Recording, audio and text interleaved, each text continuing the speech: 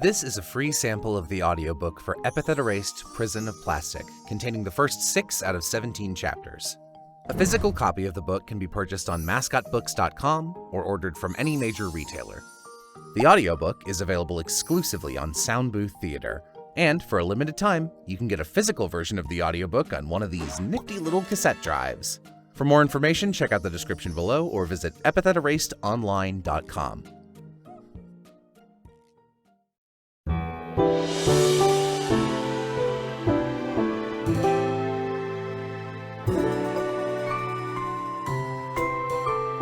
Epithets! In this world, a lucky few are born with special powers based off of a single word. This word is linked to their very soul, and no two people have the same one. By tapping into the word, epithet users, the inscribed, can do amazing things that ordinary people, mundies, could only dream of. For instance, if a person had the epithet beach, then they might have the power to control the tides or summon sandcastles. Someone with the epithet sugar may be able to cook better than the average person. And the epithet recherché could force a person to open a dictionary and look up what recherché means. Of course, because a person's epithet can be any random word, inscribed power sets are often a little, well, dumb. In one instance, literally. The story so far. 1 week ago, a young girl named Molly Blindef was left behind during a field trip and accidentally locked inside of a museum. By sheer coincidence, not just one, but 2 groups of dangerous thieves infiltrated the museum on that same night. Poor Molly found herself caught in their battle over a magical artifact that could take a person's power away. And she was their target. She allied herself with the leader of one of the 2 groups, a dorky young man by the name of Giovanni, and they managed to survive the night by working together. Giovanni's group made off with the amulet. They all evaded the police, and Molly gained a much-needed boost in confidence, as well as a role model in her scrappy new mentor. But Molly's problems at home are far from over. Prologue. The Neo Trio.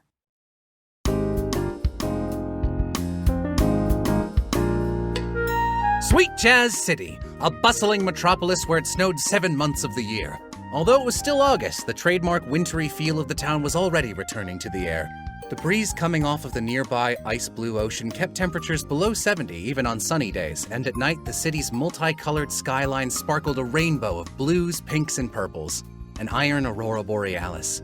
Sweet Jazz stood as a center for business and the arts, home to first-rate corporations and a world-famous art museum, which had only suffered its first break-in. That's not too bad. Sure, there were a few dozen $1,000 in damage, but that price was nothing for the rich elite of the nation's capital. Well-to-do socialites happily wandered the city's glowing shopping centers and gorgeous diamond-white beaches without a care in the world. Even the emptiest stretch of coastline had a respectable number of beachgoers, all of them happy with smiles as bright as the sand. Well, all except for one. One little girl under a lamppost who was flipping back and forth like a pinwheel on the edge of a panic attack. Am I at the wrong intersection? Molly Blindef had been standing alone on a street corner across from the beach for about 20 minutes now, and she was getting worried. It was Tuesday, which meant that today was one of the rare times she had the afternoon off. Molly had a strange schedule. In order to make ends meet at her family's toy store, the Blindef Toy Emporium, they needed to stay open every day of the week. They didn't have the money to hire any outside help, and that meant that someone from the family had to work the register every single day. Her father had somehow managed to negotiate a system with her school where Molly would attend school on odd days and manage the store on even ones. Her older sister Lorelai worked the opposite schedule, and the two would switch off shifts while their father, a toy maker and inventor, would spend all day tinkering away in the basement, making more doodads to sell out front. In addition to her work shifts, Molly was also in charge of the family finances.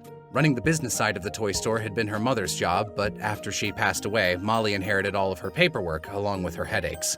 To most people, it would have seemed insane to have a 12-year-old managing their taxes. Because it was! But the alternative was leaving her father to handle things, and that was a no-go. Molly had learned the hard way that relying on her father for anything was a one-way ticket to disaster. Once, she came home from school to find that he had purchased a massive inflatable kiddie pool and several expensive pool toys that now occupied 90% of their floor space. He was all geared out to swim with a snorkel and inflatable duck ring around his waist, but found himself unable to fill the pool because he had forgotten to pay the water bill. Her older sister was no better, constantly shirking her shifts and always distracted. There was no way someone like her could make it through all the bylines of a tax sheet. And so, yet another responsibility had fallen to the youngest daughter. On top of all that, Molly was also in charge of cooking and cleaning most of the time, which meant that Molly Blindev had almost no free time at all. Every second of free time she had was precious, and she was starting to freak out. Oh, we were supposed to meet here, right? Her star-sprinkled afro bounced back and forth as she glanced up and down the street. I'm pretty sure I wrote the address down right. What if I got it wrong? Oh no! Molly shook with anxiety. She cowered under a street lamp in her trademark bear hoodie and yellow rain booties. The intersection she stood at was right at the waterfront next to a sparkling white beach. It was a beautiful afternoon and there wasn't a cloud in the sky. For a normal person, it would have been a picture-perfect day in the city. But for a small child alone in an unfamiliar part of town, it felt like an open labyrinth. Danger could pop out anywhere at any time. Was she allowed to stand here? No one else was on this part of the street. Was she doing something wrong? What if someone tried to talk to her? Oh no. Oh no, oh no, oh no, oh no! She stared at her phone for help. She could try texting one of her friends to confirm the location, but she was nearly out of minutes this month and she really couldn't afford any overages. She needed to save any more calls for emergencies. Was this an emergency? No, she decided. This wasn't an emergency. Not yet. She could still ask someone for directions. That's what they did in the before cell phones times. Molly wasn't old enough to remember the before cell phones times, but her school showed her a series of weird old VHS tapes from 30 plus years ago about public safety in the city called Street Smarts. They gave pretty standard city life advice. Don't climb into a trunk of a car, don't eat garbage, don't talk to strangers.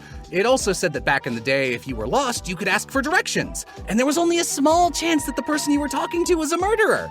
She looked up and saw a man in a white pinstripe suit walking down the sidewalk in her direction. Oh, here comes someone. Okay, let's ask him. I can do this. Remember what Boss said. Be more assertive. Oh, but this guy looks important. He's wearing a fancy suit and a hat. Is it okay to talk to him? What if he's a busy business guy? I wouldn't want to bother him. The man stepped closer. His face is kind of scary. What if he's a gangster or something? He's almost next to me! It's too weird to call out to him now. I'll just wait for the next person. But no one else is on this road! I have to talk to him! If I don't ask him, I won't be able to ask anyone! Say words! Molly opened her mouth. The man kept right on walking. Molly shut her mouth. Well, she tried. Molly was doing her best to be more assertive. She really was, but it was so hard, especially with strangers. She didn't want to bother anybody. Though, come to think of it, he wouldn't have been able to help her out even if she had managed to speak to him. She wasn't looking for a place, she was looking for a person. And unless he'd seen them, he would have had no idea where they were. Oh well. Molly hoped that she wasn't inconveniencing anyone by showing up at the wrong spot. She hoped she was just early. Most of all, she hoped that there wasn't some terrible reason that they were late. Huh? Please, stop it! Molly heard a voice. It was a faraway voice, echoing distantly off the walls of the nearby alley. Most people probably wouldn't have heard it at all over the sound of the waves, but Molly had particularly sensitive hearing. What's more, it was a sound that she recognized. A voice that she recognized. From a person she recognized. Oh no, oh no, oh no, oh no, oh no! With a growing fear in her heart, she steadied her hands against the straps of her backpack and sprinted into the indigo shadow of the alleyway.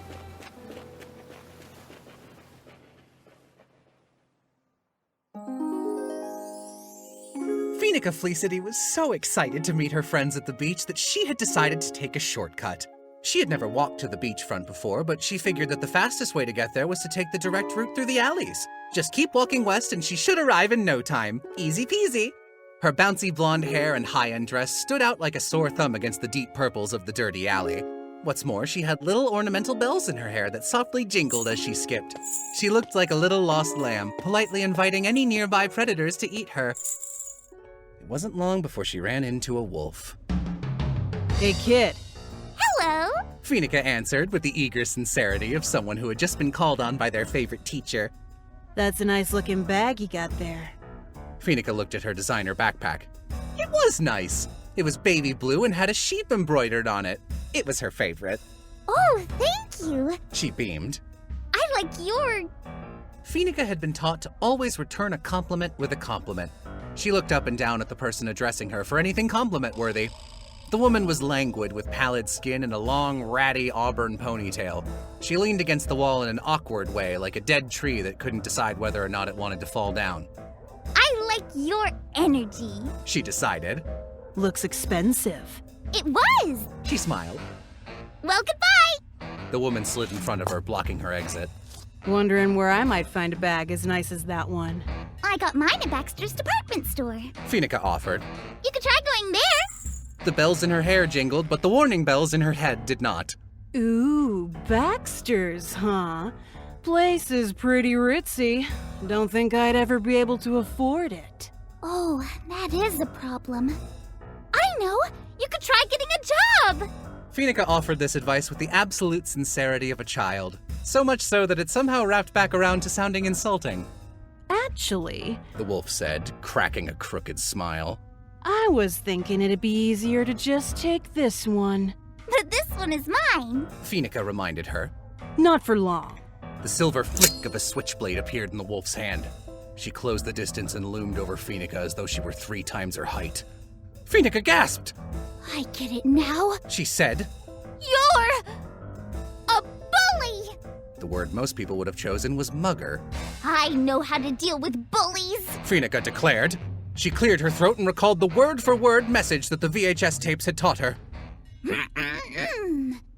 are only mean because of society and your own personal trauma. Let us stop this horrid cycle of violence. I will take the first step. Here, I forgive you. Phoenica hugged her. After a moment of confusion, the mugger grabbed the idiot child by the backpack and hoisted Phoenica bodily into the air. She flailed uselessly like a ladybug on its back. No! VHS tapes, you lied to me! Molly peeked around the corner of the midnight blue brick wall and gasped. Her best friend was being whipped back and forth through the air by some scraggly-looking mugger. The assailant shook her up and down, desperately trying to knock her loose, but Phoenica clung to the backpack straps as though her life depended on it. Oh, come on, kid! Let go of the damn thing! Barked the wolf, flailing her around like a dog with a chew toy. No!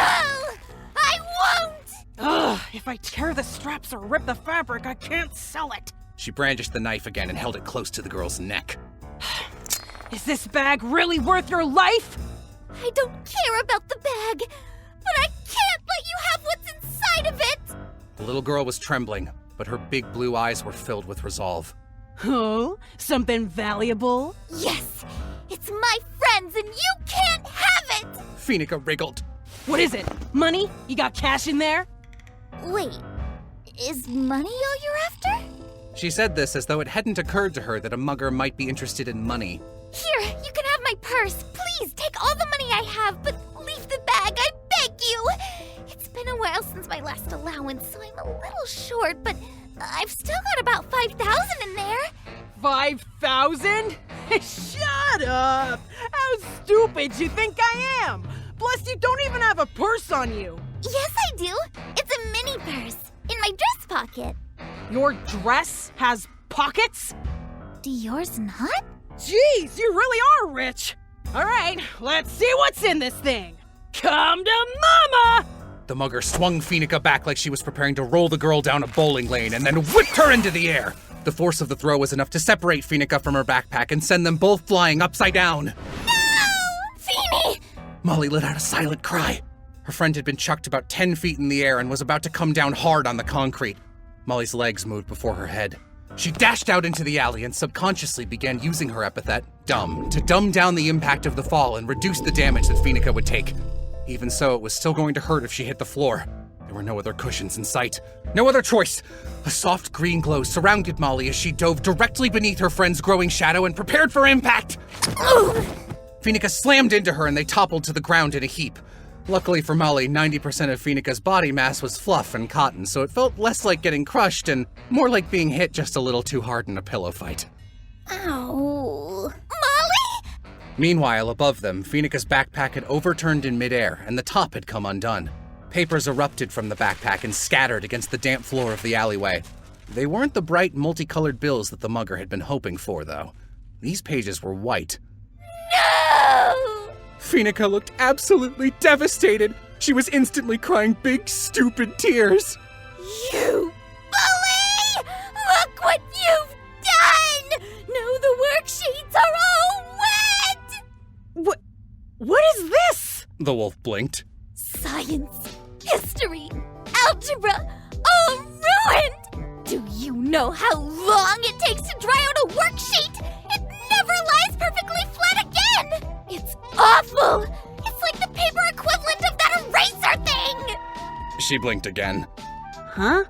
You know, the eraser thing! Where you try to erase a pencil mark, but it just kind of smudges and smears gray streaks everywhere! And then you think, oh, I guess I need to put a little more elbow grease into it! So you do, but the smudge just gets worse! And then you try erasing harder and harder, and the eraser tears clean through the page! And now the page has been ripped, and you're not sure if it's your fault or if it's just a bad eraser! And you can't even be sure if it's a bad eraser unless you test it a second time, and that means ripping the page again! What the hell are you talking about? It's the worst! She bleated. Phoenica hugged Molly. Oh, Molly dear, I'm so sorry. You trusted me to deliver your homework for you, and here it is, scattered about a dirty alley floor. I'm a failure. Feeny, you were willing to risk your life for my homework? Again? You trusted me! She wept. It's okay. It's okay. Molly patted Feeny on the back. It was like hugging a marshmallow. I'm just happy you're all right. You're far from all right. The wolf snarled. She gestured towards the upturned backpack, which was now sitting stained in an alleyway puddle. You just cost me full price on that new backpack! And you aren't leaving until someone covers the difference! Like I said, I have $5,000. Phoenica repeated. She reached into her skirt pocket, took out a tiny purse shaped like a sheep, unzipped it, and produced $5,000 bills. Feeny! Molly hissed. Put those away! Why? I might as well get rid of them. My next allowance is coming up and I can't seem to use these anywhere. You'd be surprised how hard it is to break 1,000. No, I wouldn't. Molly said, slamming the bills back into Feeny's purse. I work a cash register for a living. Hold up. Said the mugger, closing the distance. Was that a stack of kilos? Those real? No, not at all. Molly flailed. These are props for a school play. Feeny is playing a rich girl. Oh, Molly. If I were playing a rich girl, I think I'd have far more on me than a measly $5,000. Molly elbowed her. Oh, yes, they are props. Never seen a real live kilo before. The mugger said, inching closer. I hear if you put one of them in a vending machine, it just sprouts mechanical legs and walks home with you. Yes, that's right. Feeny chirped. My father bought one once. In fact, some high-end vending machines have programming where if you give them several bills at once, they actually sprout little arms alongside the legs and serve you like a waiter. Molly muted her. She had the ability to instantly silence both people and objects using her epithet. Feeny's mouth was still moving and her hands continued to gesture, but no sound came out. So she's practicing her lines. Molly explained. Feeny continued talking silently. It seemed she hadn't noticed. Most of the play is pantomime. Uh-huh. The mugger said. She didn't seem to buy it, which wasn't a huge surprise. Muggers don't usually buy things if they can steal them. Well, even if they are just props, I bet I could pass them off to some schmuck for a quick buck. Why don't you just hand those over? Flailed Molly.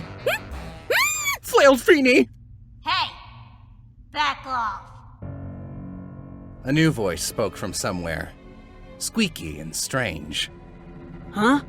The mugger checked behind her. A third child stood at the entrance to the alleyway. This one was even smaller than the other two. Standing in the distance with her head down, she looked barely 3 feet tall, more like a garden gnome than a full-fledged person. But there was something about her. Ugh, great. Another one? The mugger rolled her eyes, flinging her body around like a wet sock to face the newcomer. Get out of here, kid. You're interrupting business. Scram, if you know what's good for you. The mugger casually flashed the switchblade as a warning. The newcomer spoke up. Oh? If you had any real sense, then you'd be the one running. The mugger squinted. This new little girl had strawberry pink hair scrunched up into a single off-center tuft over her right eye. She wore an oversized purple sweater with sleeves that extended past her tiny arms. Her voice was small and scrunchy, like a toy somebody had stepped on.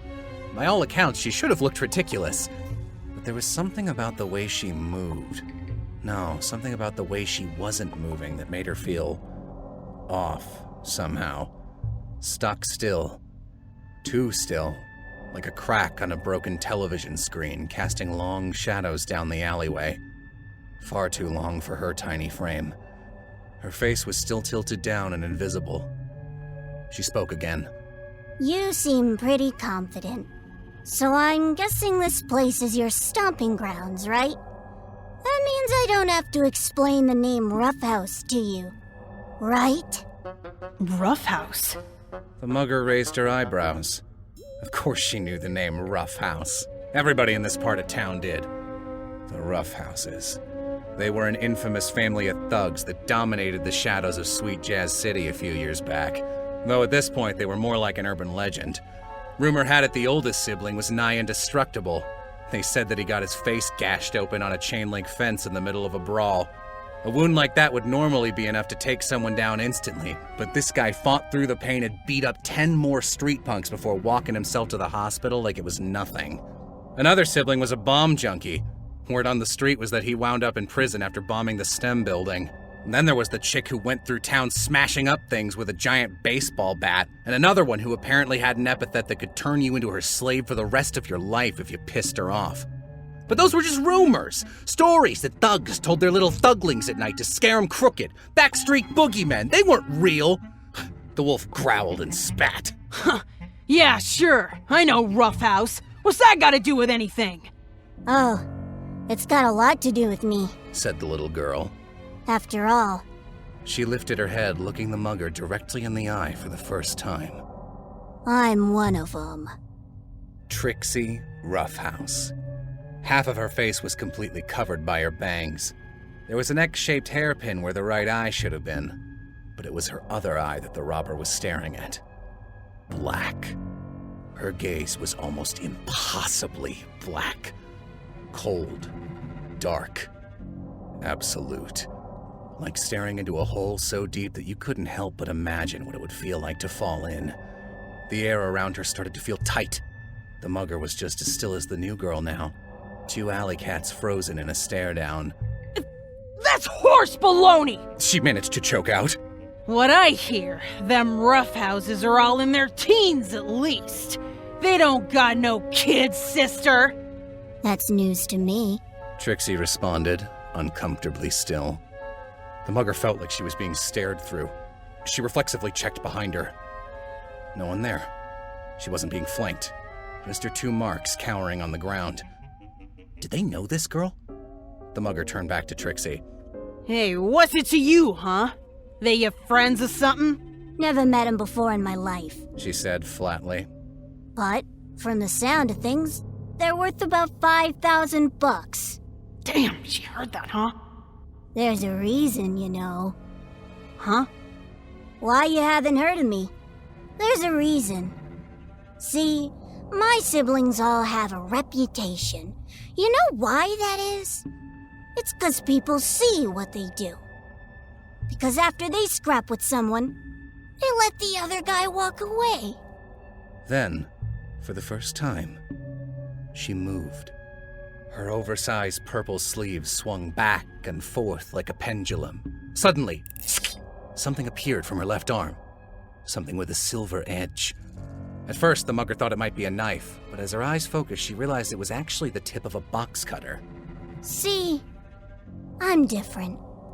The reason I don't have a reputation... The pendulum swung up.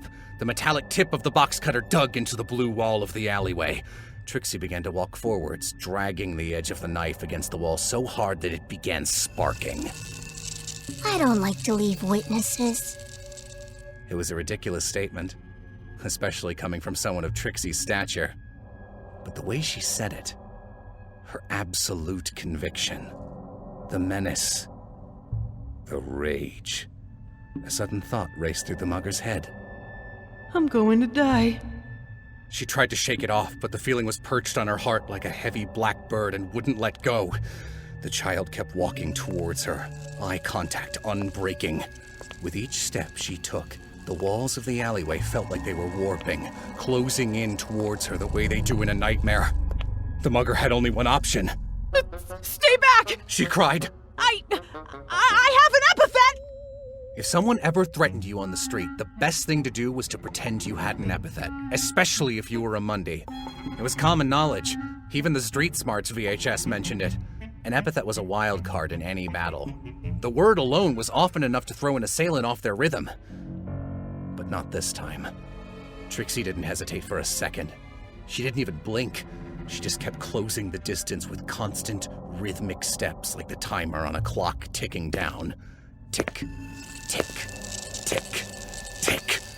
The blade of her box cutter sparked against the wall with each footfall, casting shadows and sinking her face into even deeper darkness. You're lying, Trixie said.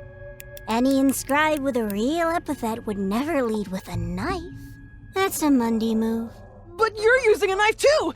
Doesn't that make you a Mundy? The mugger smiled in a desperate, sweaty way that would have lost a poker hand. Do you really want to tangle with an inscribed? Trixie paused. The sparking stopped. For a second, the mugger thought her bluff had borne fruit. But then, Trixie laughed. And for the first time, she smiled. It was an ugly smile. A deep, unsightly grin twisted across her face, like a doll stretched too far. And what makes you think this isn't my epithet? Trixie raised her other sleeve, then flicked it downwards. Another box cutter tip appeared. Then 2, then 3, then 5. Bladed silver shot out from her sweater like claws where her hands should have been and scratched against both sides of the alleyway. Dual spark showers exploded on both sides. She walked forwards again, arms outstretched, welcoming the rain of bright yellow light backlighting her body. The youngest Roughhouse looked like some sort of cultic priest, walking towards a sacrifice, ready to carve. Her single eye was wide open and invincible. 4.5 feet of monster! So, The grin twisted. what do you think? Am I bluffing? Can you defeat me with your imaginary epithet? Huh? Are you willing to make that bet? The mugger shrunk back. What the hell was she supposed to do in a situation like this? Her eyes darted towards the 2 girls cowering next to the backpack. Desperately, she grabbed the fluffy-looking one and held her at knife point. She pantomimed in mute protest. Stop right there! She shouted. Don't you care what happens to these 2? Trixie's grin didn't falter for a second. In fact, it might have grown wider.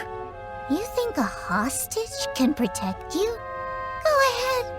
I don't need them alive to spend their money. Right now, I'd say you still have enough time to get away.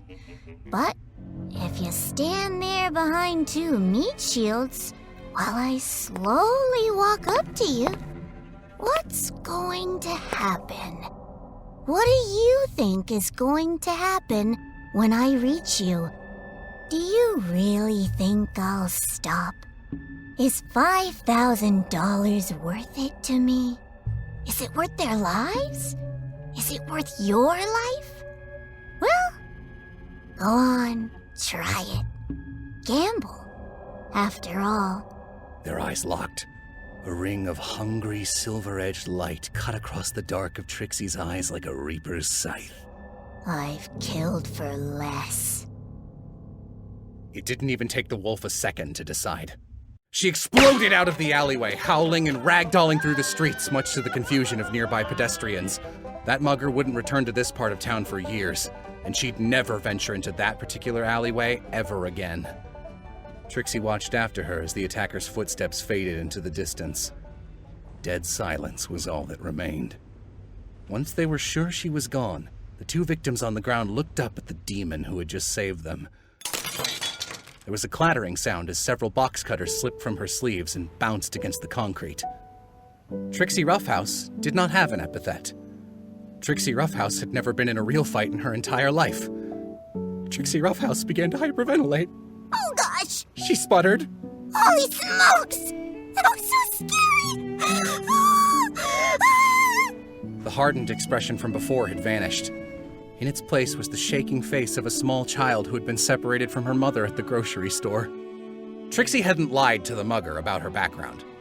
Well, kinda. She'd never killed anyone before, but she was the youngest member of the Roughhouse family, and she had learned a great deal from her older siblings. She grew up learning all about life on the street without having to experience it firsthand. Her older sister taught her how to fight. Her older brother taught her how to scare people so bad that she would never need to. She had 4 lifetimes worth of street smarts drilled into her tiny raspberry skull from a young age. She knew all of the swears, which meant that she was a very cool 12-year-old. Right now, she was crying her eyes out. I'm sorry! I didn't know what to do! I was just trying to scare her away, but when she pointed a knife at you, I just doubled down because I didn't know what else to do! But then I bluffed and said I didn't care if she hurt you! But what if she had hurt you? Oh, Trixie! Phoenica flung her arms around the smaller girl and began weeping herself. And Molly, too! You both saved me! You're both so brave! Molly began to tear up too. Her friends were safe. They were all safe. She wrapped her arms around them and hugged them even tighter. The trio of little girls held each other in a ball and wailed together, alone in the alleyway. The kids at school nicknamed them the Neo Trio. This was because when they stood side by side, they looked like Neapolitan ice cream. Chocolate, strawberry, and vanilla. Molly, Trixie, and Phoenica. Trixie Roughhouse and Phoenica Felicity. They were Molly's best friends, and she loved them more than anything else in the whole wide world. Prologue: The Bonsai Blasters. The hour? 4 in the afternoon. The special hour. So special that the shows airing on TV around this time were called 4 o'clock specials. Shows like Street Smarts for Kids. The place? Headquarters! Also known as the Big Treehouse in Crusher's backyard. The coolest hangout spot any of them knew.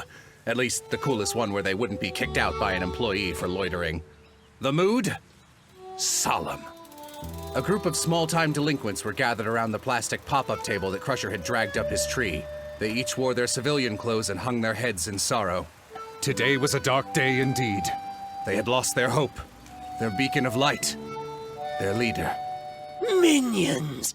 The man himself addressed them. Giovanni was standing some ways away, looking dramatically out the window. His back was turned so that his figure was lit by a halo of ominous golden light. It was difficult to hear what he was saying because he was facing away from them and talking out a window, but nobody said anything because it made him look cool, and they knew that that was what really mattered. I take it from your presence here today that you received my group text. You already know what I'm going to say, but some messages are simply too important to be conveyed by emoticons and Darkstar's funny gifs. He turned to them.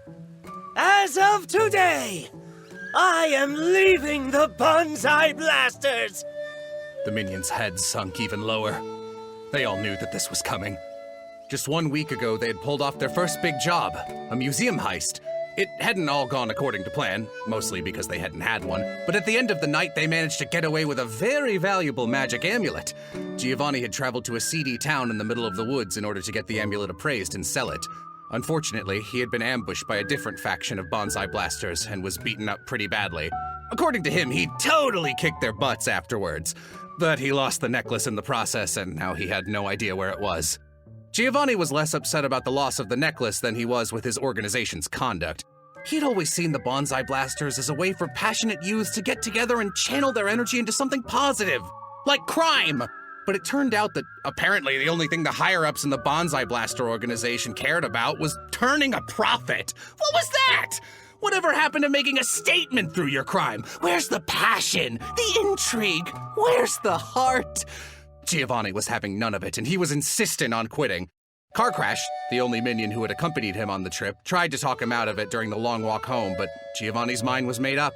He had announced his retirement via group chat using a gif of a popular actress flipping off the camera and saying, "I'm out, bitches!" in big impact font. Darkstar had reacted with a gif of a cartoon dog's jaw hitting the floor.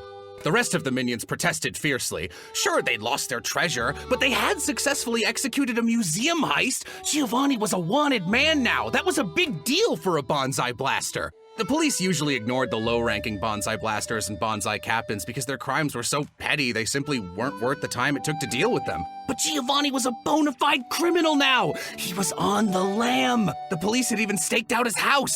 He'd been hiding out in Crusher's treehouse for the last week in order to lay low. The way the minions saw it, Giovanni had clout now! This was his chance to climb even further up the bonsai ranks! Giovanni retorted that he wasn't interested in getting a promotion from a bunch of jerks like the bonsai blasters. Becoming famous wasn't worth being a meanie. But do not fret, my loyal minions. I have not forsaken you, nor have I given up my dream of becoming the #1 villain of all time. For you see, He turned dramatically to face them. I have decided to start my own villainous organization, and you are all invited. What's it called? Asked Flamethrower. I don't know. What does it do? Asked Spike. I don't know yet. How will you get funding? Asked Darkstar. I don't know that either. So, He clapped his hands on his hips triumphantly. are you in? The minions leapt to their feet and cheered. There was never any question.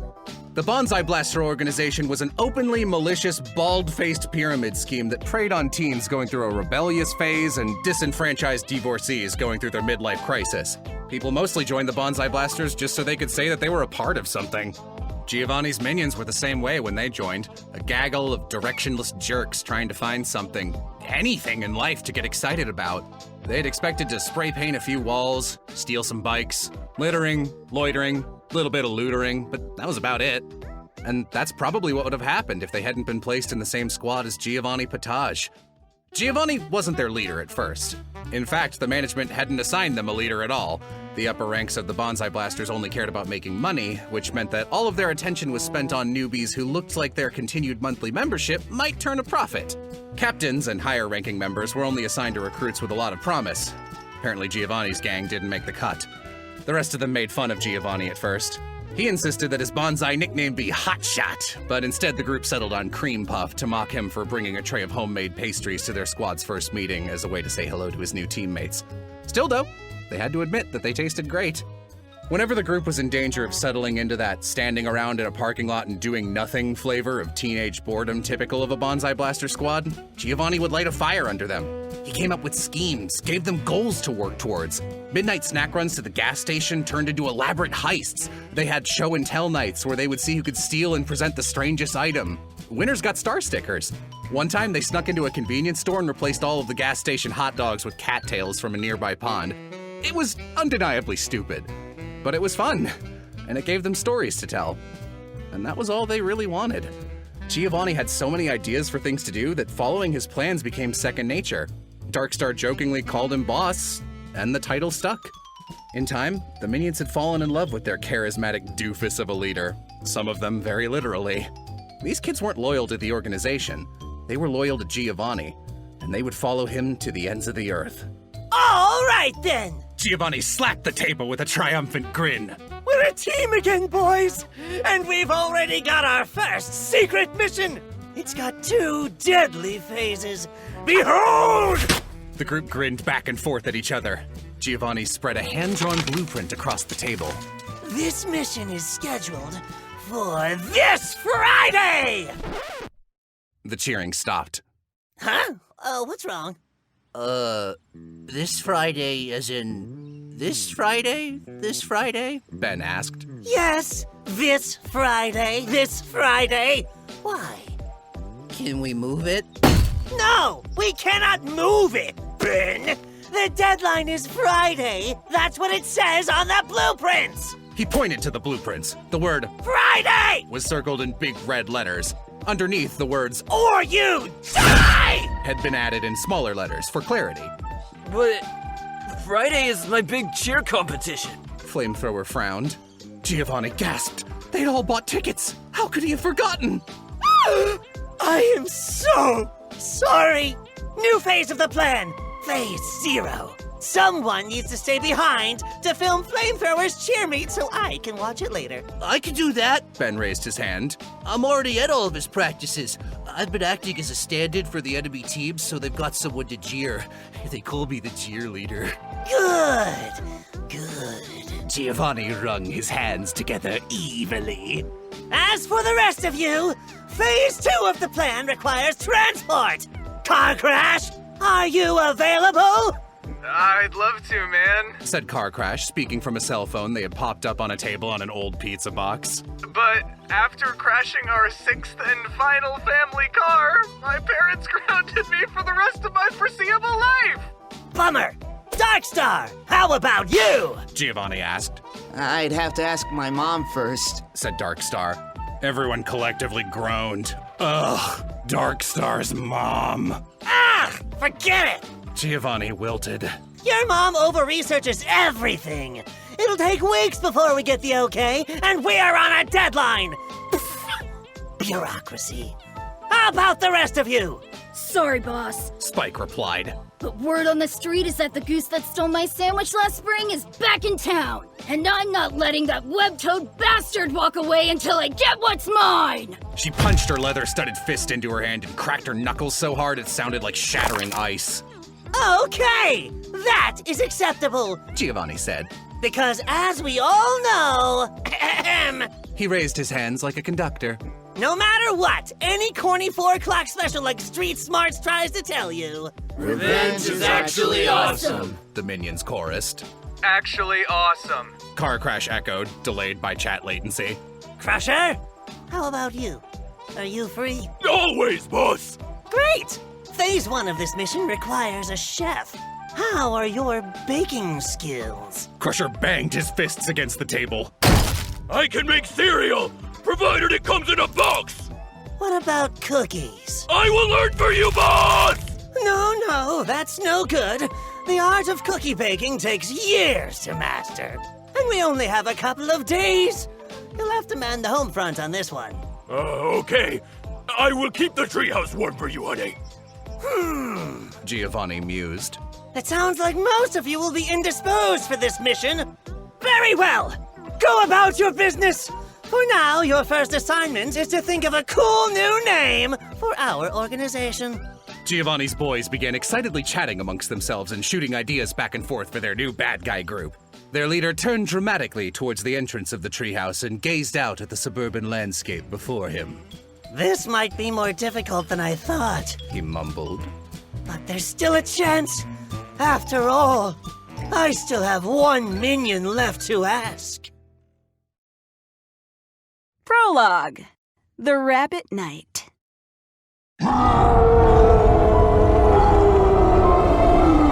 A thunderous roar echoed across a blood-red sky. Otherworldly pink clouds exploded into mist as the shockwave of sound tore through them. Peals of white lightning crisscrossed the heavens like spiderwebs. Then, a massive figure rose in front of the sun. A colossal reptilian monster standing 100 stories tall. Nothing ran from the creature. This was a dead land, silent and black.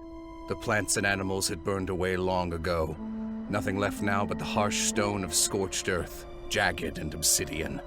A forest of petrified spires that might have once been trees stretched out towards the sky like hands, reaching for salvation, crying out for some last futile chance at mercy.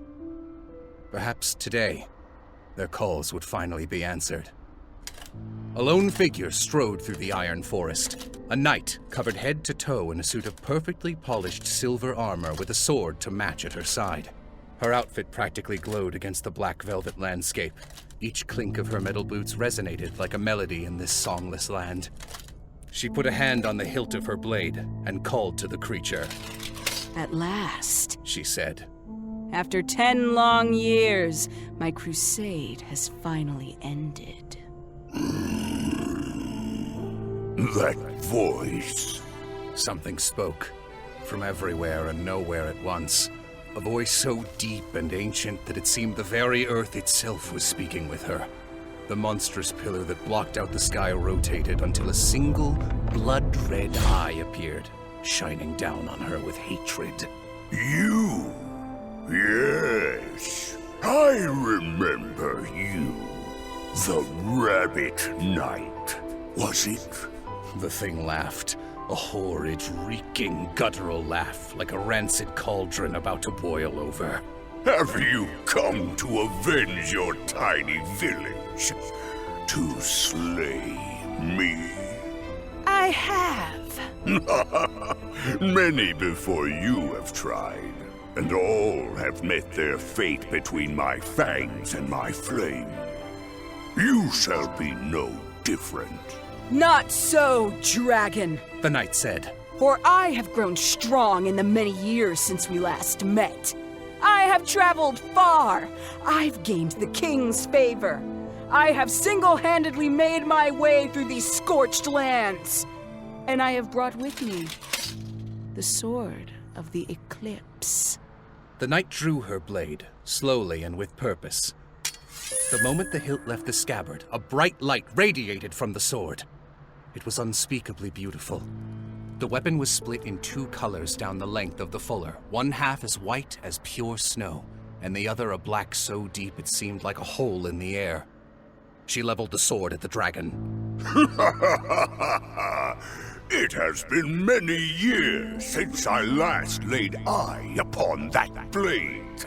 But, foolish rabbit, thou must know the legend. The sword of the eclipse is useless in the hands of a mere mortal. To strike a foe with it is to cast away one's own life. No. The sword's true power can only be wielded by a Lunarian, a dweller of the moon. And they were wiped out centuries ago. I saw to it myself. The knight smiled. Not all of them. Suddenly, she cried out, a cry of power! Peals of brilliant moonbeams shot out from the slits in her visor, spearing into the dark landscape. Everywhere the moonlight touched, flowers bloomed. Grass grew a bright, vibrant green, as if to defy the dead land around it. The knight's aura flared around her body, adding a second protective layer on top of her armor. The aura extended beyond her head, and 2 long appendages whisked past the edge of her helmet, forming a pair of majestic rabbit ears. My father may be the one who taught me how to wield a sword, but this is the gift my mother bestowed upon me. My mother's secret bloodline technique! That's right, I am half Lunarian! An Eclipse Lunarian? The dragon recoiled. No, it cannot be! Impossible! They are but legend, nothing more than a myth! They will say the same of you once you have been slain. Now come, beast! Come and face your demise! The knight held her shining sword at the ready. No! The prophecy! Could it really be true? I see fear in your remaining eye, dragon. The knight grinned. What's wrong? Does it remember? Does the sight of my sword remind you of that day? When my mother stole your other eye before you killed her? Silence, girl! I will not die! Not here! Not now! Not ever! With titanic force, the dragon swung its enormous body down to glare at the girl face to face. No longer silhouetted by the light of the pink sun, its horrendous form was plain to see. Its left eye had long since burned out, but the right seared with red fury, a single coal in an ancient hearth, crimson and hellish, one last ember that hinted at the roiling fire deep inside the monster. The fire that had turned what was once a paradise into these scorched lands. The fire that had robbed so many of their families and their lives. The fire that all in this world knew to fear. The fire of the dreaded Samor dragon of the scorched lands. Horrid to look upon, awful to taste. Any sweetness that it once had burned away long ago in the bonfire of its belly. Now it's sneered out at the world with hatred from underneath a crusty, ashen armor. Its chocolate scales, once tempered and shining, were now dull, dotted with white fat bloom like lichen on a dead tree. The cracks between its scales pulsed and glowed like a lava flow, and smoke poured from its mile-long spine like a steampunk skyline. The dragon lowered its head and roared at the night, its graham cracker maw filled with horrible dripping marshmallow teeth that morphed and melted as it spoke. I will roast you. I will burn you like the rest of your village for your insolence. It sneered and exhaled a burning hatred against her armor. The dragon hoped that the girl was scared. It could not see her unfazed smile behind her visor. She had waited for this day for too long to be scared of anything anymore. Rejoice, dragon, for I am merciful. And though you do not deserve it, I shall grant you a kindness. I promise to end this in one blow. The Rabbit Knight held her sword aloft and pointed it straight at his belly. However, she was not holding it by the hilt. She had lifted the blade by the pommel, the far end of the weapon. It was massively heavy, but she held it with ease, a testament to her unparalleled strength. The dragon's crusty eyes squinted. This was no swordsman's stance. No, the way the Rabbit Knight held her weapon was far too dainty. She outstretched her free hand into the empty air ahead of her. Secret Lunarian technique! The fingers on her free hand spun around in a flourish, and with a snap, a spark of iridescent light twinkled between her fingers. She brought her hand down in an arc and drew a brilliant rainbow through the air. She brought her arm behind her, then above, then all the way back to the front in a perfect circle, linking the ends of the rainbow together in a vibrant ring. The moment the circle was complete, the rainbow shimmered, solidifying from transparent color into an arc of solid light. She grabbed it with her free hand, and then drew the sword of the eclipse back towards her chest with the other. As she did, a second rainbow sprouted off of the ring and knocked itself into the pommel of the sword. She pulled it back like a drawstring on a bow. She wasn't going to slash the dragon with the sword. She was going to fire it like an arrow. The name of her attack rang out against the pink sky.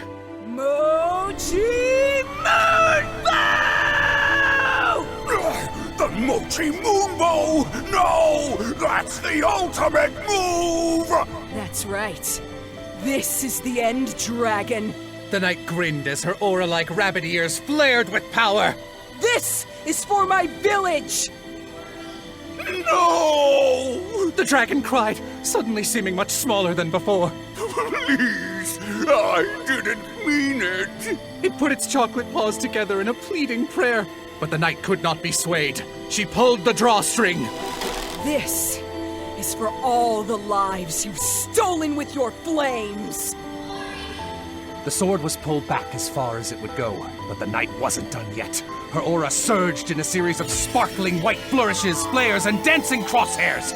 She would put everything she had into this attack. The moonbow shook. Its string quivered with enough power to launch a skyscraper. This would be the final blow! And this is for my family, who you burned! An echo punched into the fantasy. The Rabbit Knight winced. Her bow faltered. Come on, no, not now! Something was wrong. The air of the scorched lands rippled, as if the sky was just a reflection in a pond that someone had poked. Then, without warning, Molly Blindef stuck her head through an opening in the air. You were supposed to do the dishes! She said. Now I'm not gonna have enough time to make dinner and do my homework. The knight groaned with her entire body. Her stately posture evaporated, and the sparkling power dancing through her bow flickered away like a dying flashlight.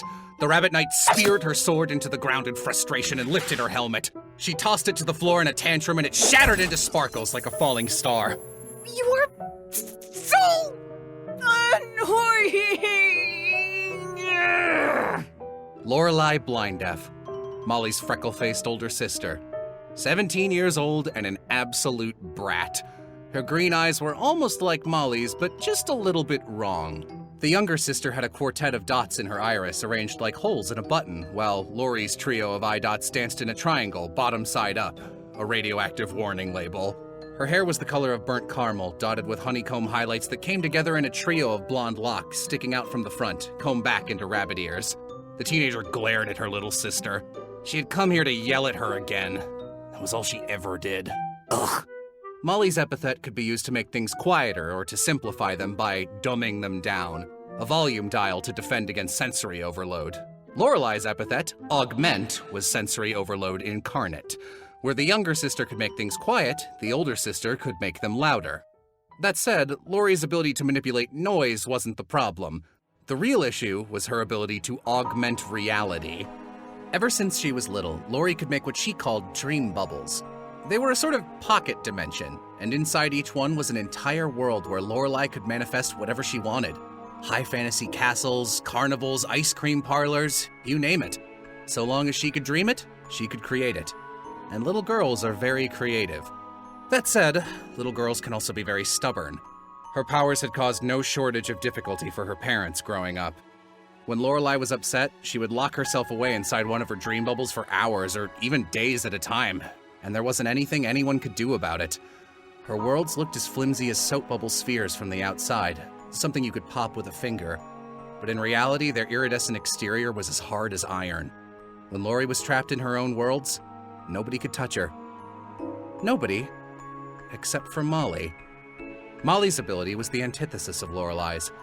She could dumb down an idea until it no longer existed, simplify an entire paragraph of description to nothing but an ellipsis. Everything in Lori's worlds was created from nothing, and no matter how complicated she made her myths and magics and monsters, or how much time she spent on them, Molly could erase them. Lori hated her for that. Molly never wanted to play along. Molly never cared about all the time Lori had spent designing things. She just came in to bother her, to yell at her, to make her do chores, to pick up a shift or help out at the counter because the store was busy. Her dumb little sister was absolutely no fun at all. Her dad understood, though. He was proud of her creativity and encouraged it, taking ideas from her worlds to make new toys. He was always nice to Lorelai and didn't mind if she took some time off. Molly was in the middle of yet another practice speech about how she was feeling really overwhelmed lately and how it was probably Lorelai's fault because, according to Molly, everything was her fault. What a waste of time. Lori stamped her foot to stop her mid-speech. Fine, she said. If you have a problem with my work schedule, why don't we go and ask Dad about it? She proposed the idea with an ugly smile. We'll let him decide. He always takes your side, though. Yeah, probably because he actually likes me. Molly stopped. Her face scrunched and pouted. The words had done more damage than Lori intended. Her sister had so much she wanted to say, but her planned speech crashed against her closed mouth like a dam. She looked down at her boots, turned, and left, stepping back out through the portal the way she came. For a second, she almost looked back like she wanted to say something, but turned away again before she even made eye contact. The portal closed. Lori put a hand on her hips. Good. She turned towards the Samor dragon, who had been looming above the sisters the entire time with an expression of petrified awkwardness. The kind you have when you're at a friend's house and their parents have a bad argument in the next room over. Well?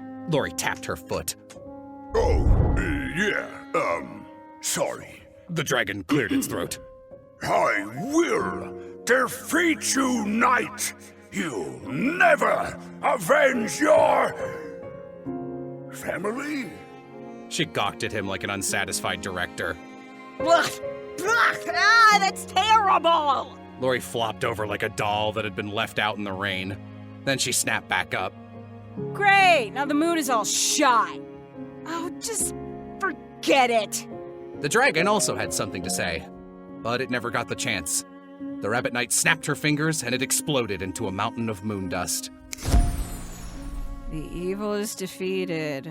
Lori rolled her eyes and spun a finger like a flag in a lazy motion of sarcastic celebration. Hooray! She folded her arms. A whole 2 hours of setup and play absolutely wasted. She huffed. She puffed! Stupid dragon. Stupid sister. She pretended that it was their fault that she felt so sour all of a sudden. She pretended that she had never really cared about getting revenge on the dragon in the first place. That it didn't matter. That it was all a fake story anyways, and that her family was fine. She tried to pretend that it was Molly's fault that her little sister was starting to cry as she left. Ugh. She ruins everything.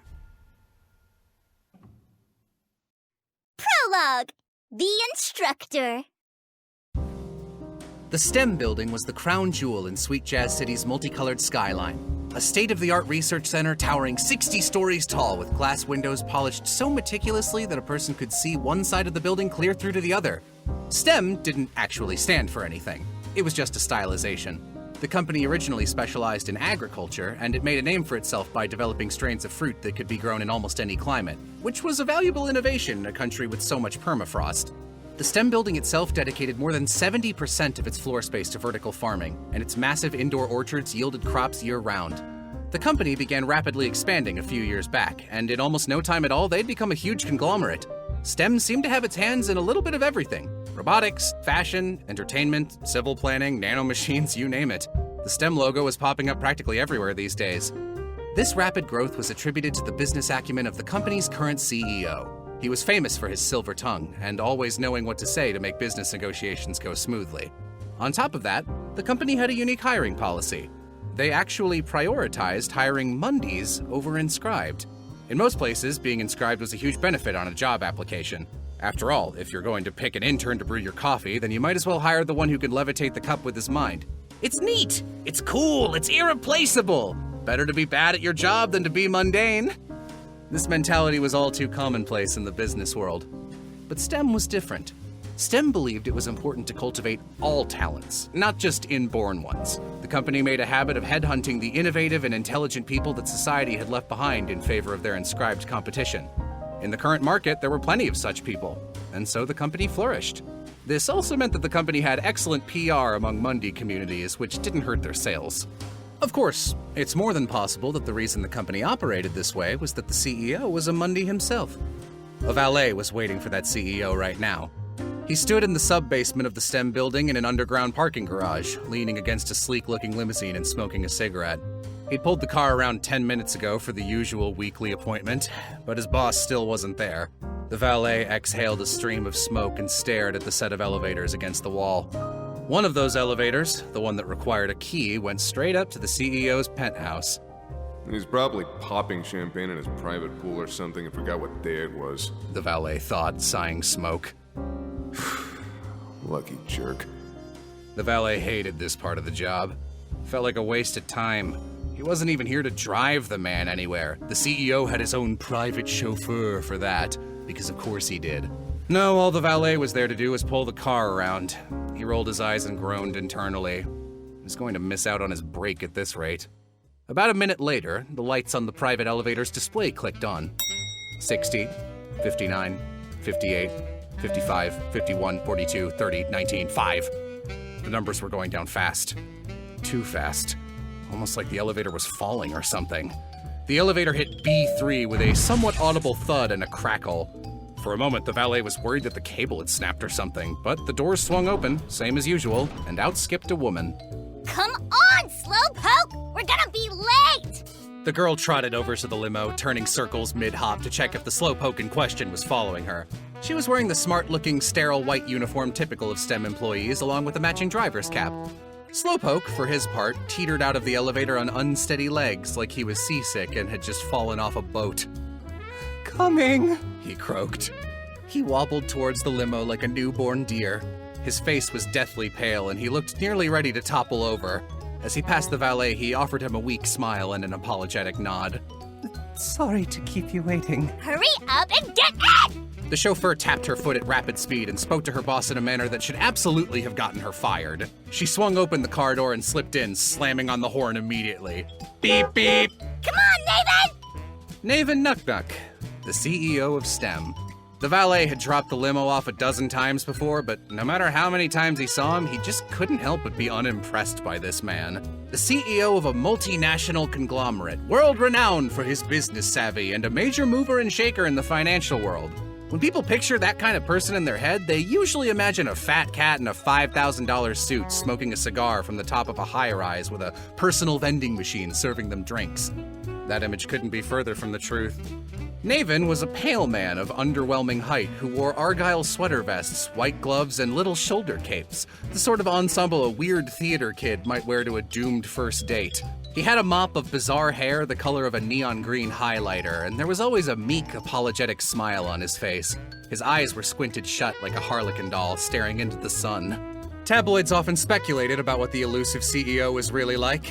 He was infamous for almost never meeting with more than one business partner at a time in person, opting instead for video calls on a private line.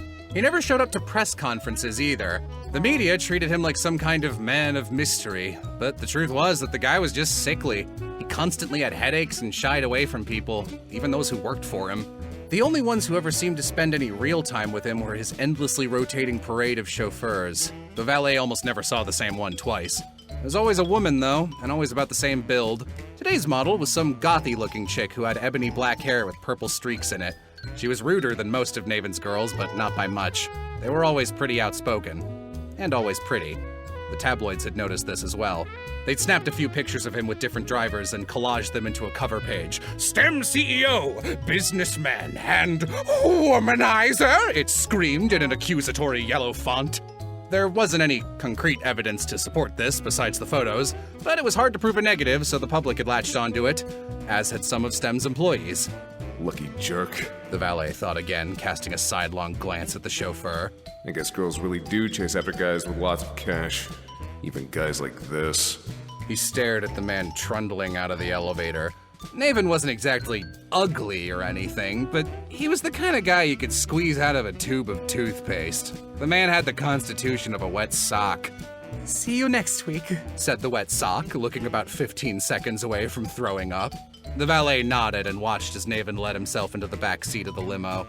The instant the door was closed, the chauffeur took off like a rocket, wheels screeching around the bend and out of sight. Jeez, none of his girls can drive either.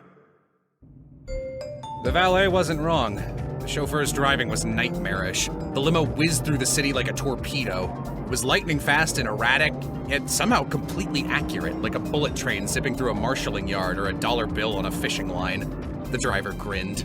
"If we keep running late like this, we're going to get arrested, you know?" She said it in a sing-songy way that dripped with a concerning amount of excitement. "You didn't have to override the elevator," Naven sighed.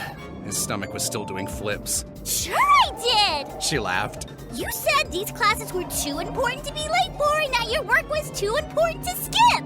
So the only thing left to cut out is the transit time! Whoop!" The limo whipped around a corner and shot through a back alley to avoid a traffic jam. Dubiously legal at best. "It wouldn't be a problem if you weren't so slow. Slow poke. Slow polka dot. Band that only plays slow polka music." Naven sighed again. The reason he was running late today was because of the museum robbery last week. His organization had several investments in that museum. The unexpected break-in had really thrown a wrench in things, and now his subordinates were all scrambling to reschedule. He couldn't just leave them in the lurch like that. Naven always ran himself ragged trying to help other people. It was one of the many reasons he seemed so exhausted all of the time. Naven was the kind of person who would adopt every stray on the street if nobody was around to stop him. His coworkers made fun of him for it, the girl in the driver's seat especially. All told, he sort of deserved the hazing. Naven didn't have the time or energy to take on more work, but still, he couldn't help himself. The man was fatally empathetic. A few months back, he'd gone out on an errand, and by the time he came home, he'd somehow agreed to start giving speech classes to a young girl that he had literally just met. She needed help learning to communicate, and interpersonal communication was his specialty. How could he not help? How could he say no when she asked if her friends could join the class as well? The same part of him that wanted to help the Mundys of the world made it impossible to turn his back on a group of children in need of his assistance. Sure, it was hard to come up with a lesson plan in addition to all of the business meetings and side projects his organization took on, but he couldn't stop now. The students had come a long way, and one of them in particular was showing a lot of potential. Suddenly, far too suddenly, the car came to an abrupt halt.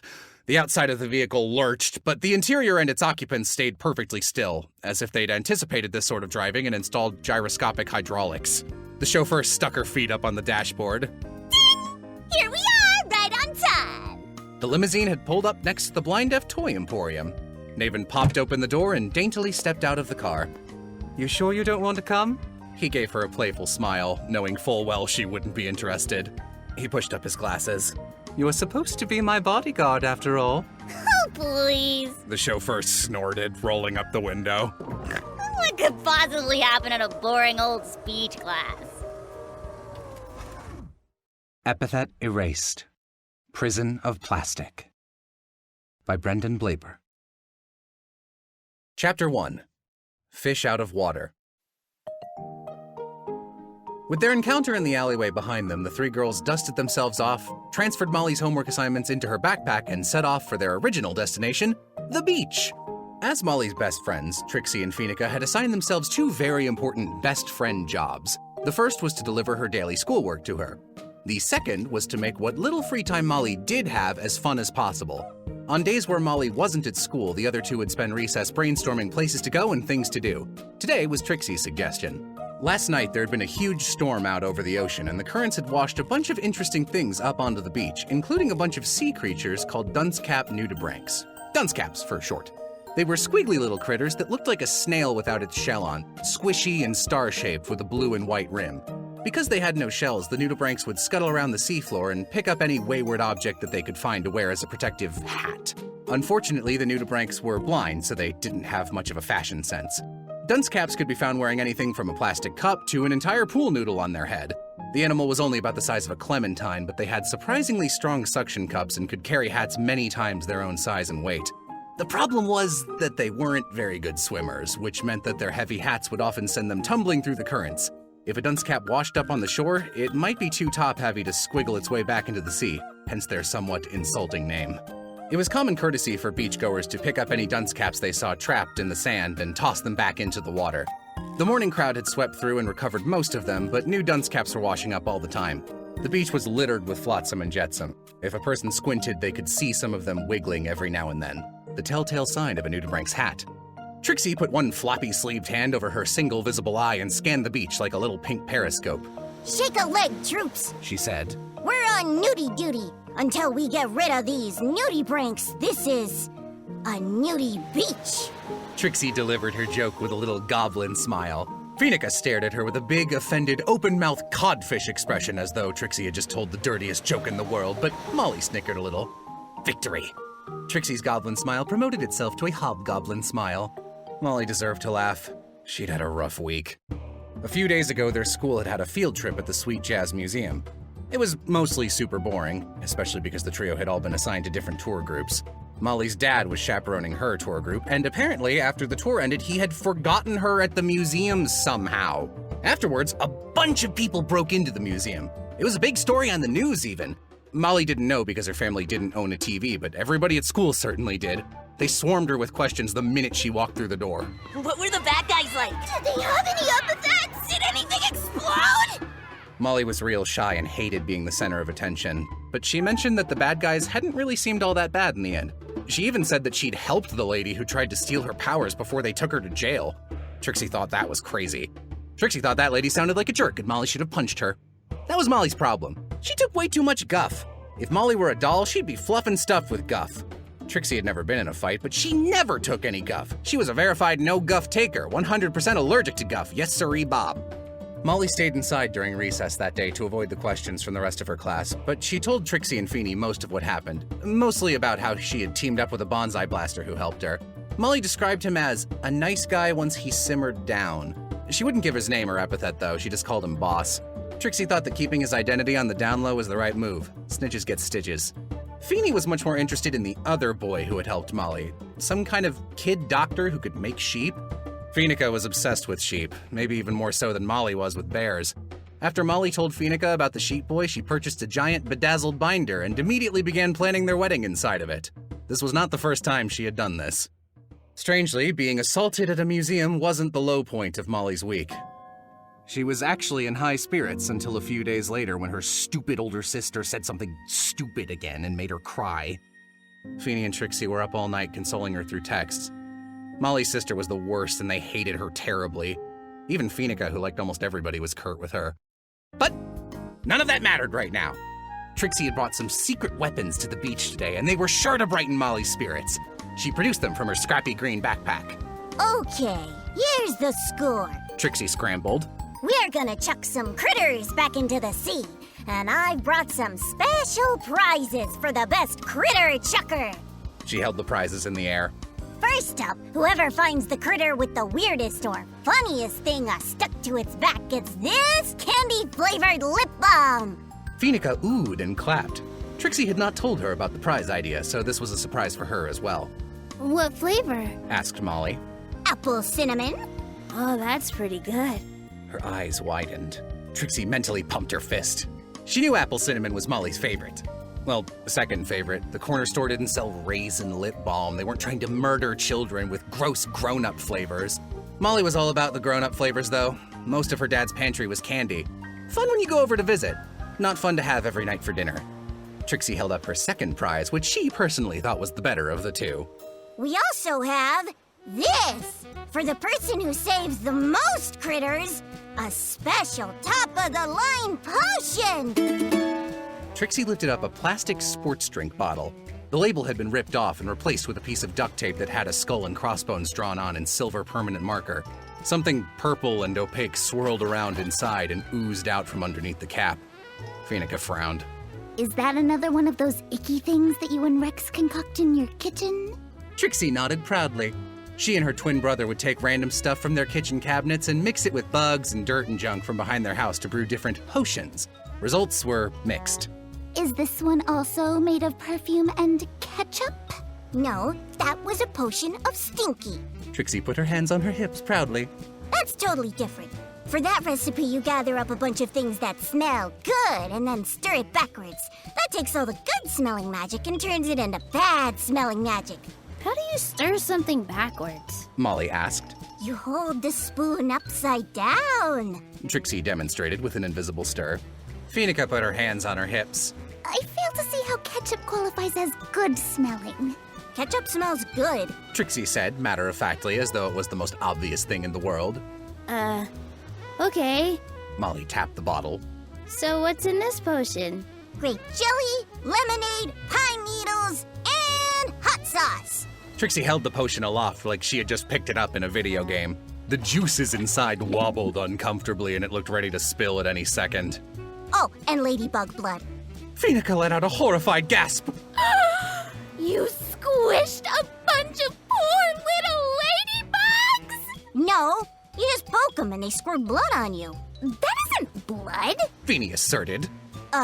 Yes it is. No, it isn't. Yes, it is. No, it isn't! Oh, yeah? Trixie crossed her sleeves. Well then, Miss Ladybug expert, what is it? Phoene froze. She quickly searched her brain for what she thought it might be and seemed embarrassed by what she found. She was silent for a moment.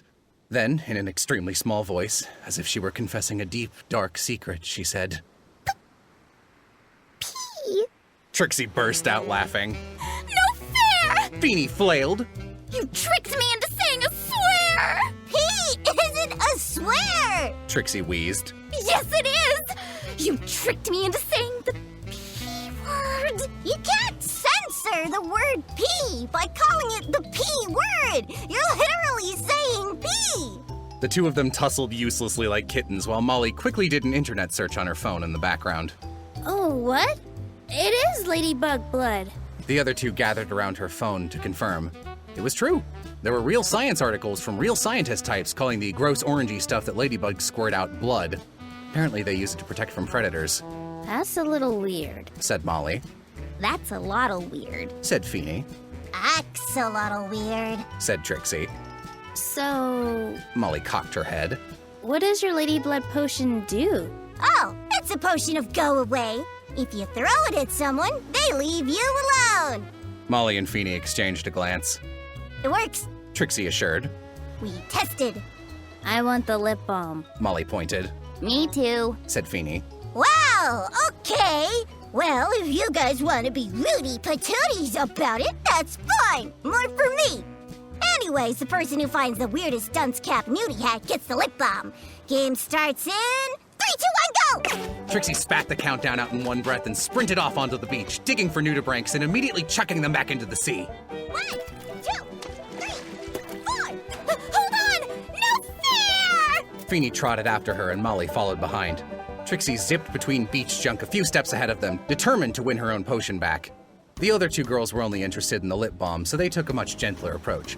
They would separate to hunt for individual dunce caps. Then once each of them had found an interesting one, they would compare their nudibranchs and decide whether or not the thing on its head qualified as funny or weird. If it qualified as funny, then they would snap a photo as proof before gently placing it back in the water. Phoenica was currently in the lead after finding a piece of sea glass that had 2 nudibranchs stuck on either side of it that would try to scuttle away whether it was right side up or upside down. After securing a safe lead in the nudibranch count, Trixie looped back in to join the others and they combed the beach as a trio. Trixie hadn't found any funny nudibranchs, but she did bring back a collection of tiny, multicolored starfish. She held them in front of her head like they were hair ornaments. Hey, look at me. I'm Molly. Molly snickered and put her hands up the same way Trixie did. Me too. It was extremely dumb and extraordinarily unfunny, so of course they both laughed way too hard at it. The girls split up again in search of a new round of nudibranchs. Trixie and Feeney paired off and almost immediately they found a very silly nudibranch that was stuck in the opening of a beer bottle. It actually sort of looked like a squiggly bottle cap. They decided that this qualified as funny. Feeney took a picture of it on her phone as proof, and they spent a few minutes trying to get the little guy unstuck so they could return him to the sea. Just after they put him back in the water, Molly called out to them. Guys? Did you find something weird? Trixie called back. Kinda. Trixie and Feeney trotted over, excited to see what Molly had found. Molly had found a dead body.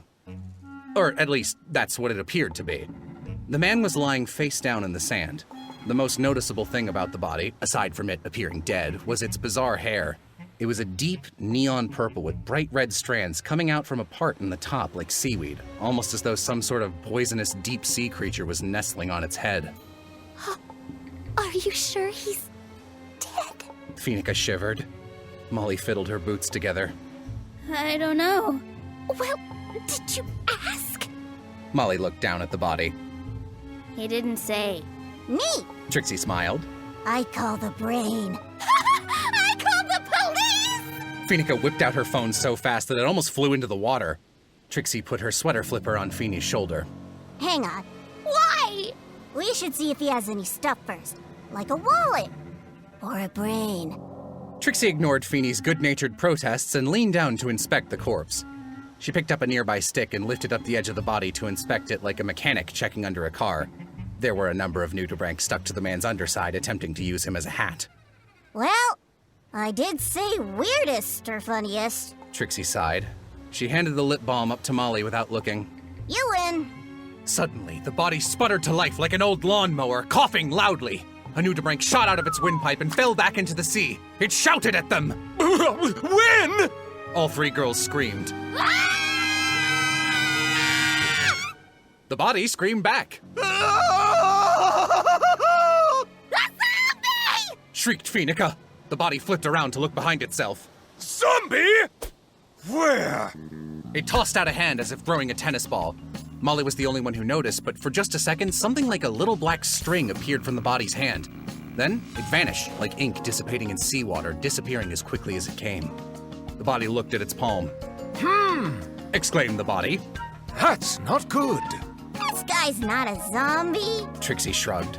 Too much skin. He's clearly some kind of squid vampire. A squidpire. Or maybe a baby Cthulhu. Aha! I am afraid you are mistaken! The man stood up. I am no undead creature. I am a famous and powerful wizard! Behold! The wizard turned and cast his hand out towards the sea dramatically, over and over again, as though he were flinging a series of invisible frisbees. He grunted loudly with each toss. If any spells were happening, the girls couldn't see them. They stared at the man. He was about 20-something years old, which to a group of 12-year-olds was the same as being 40. The self-proclaimed wizard had a dusky complexion with an undertone of ash coloring his skin, as well as a pair of jet-black sunglasses atop his pointed nose. He wore a purple jacket that might have looked snazzy once, but now it was dulled and crisscrossed with patches, including a heart-shaped patch over his right breast, the wrong side. The ramshackle jacket combined with the red fingerless gloves he wore gave him the appearance of a drifter or some strange purple hobo who might travel by boxcar.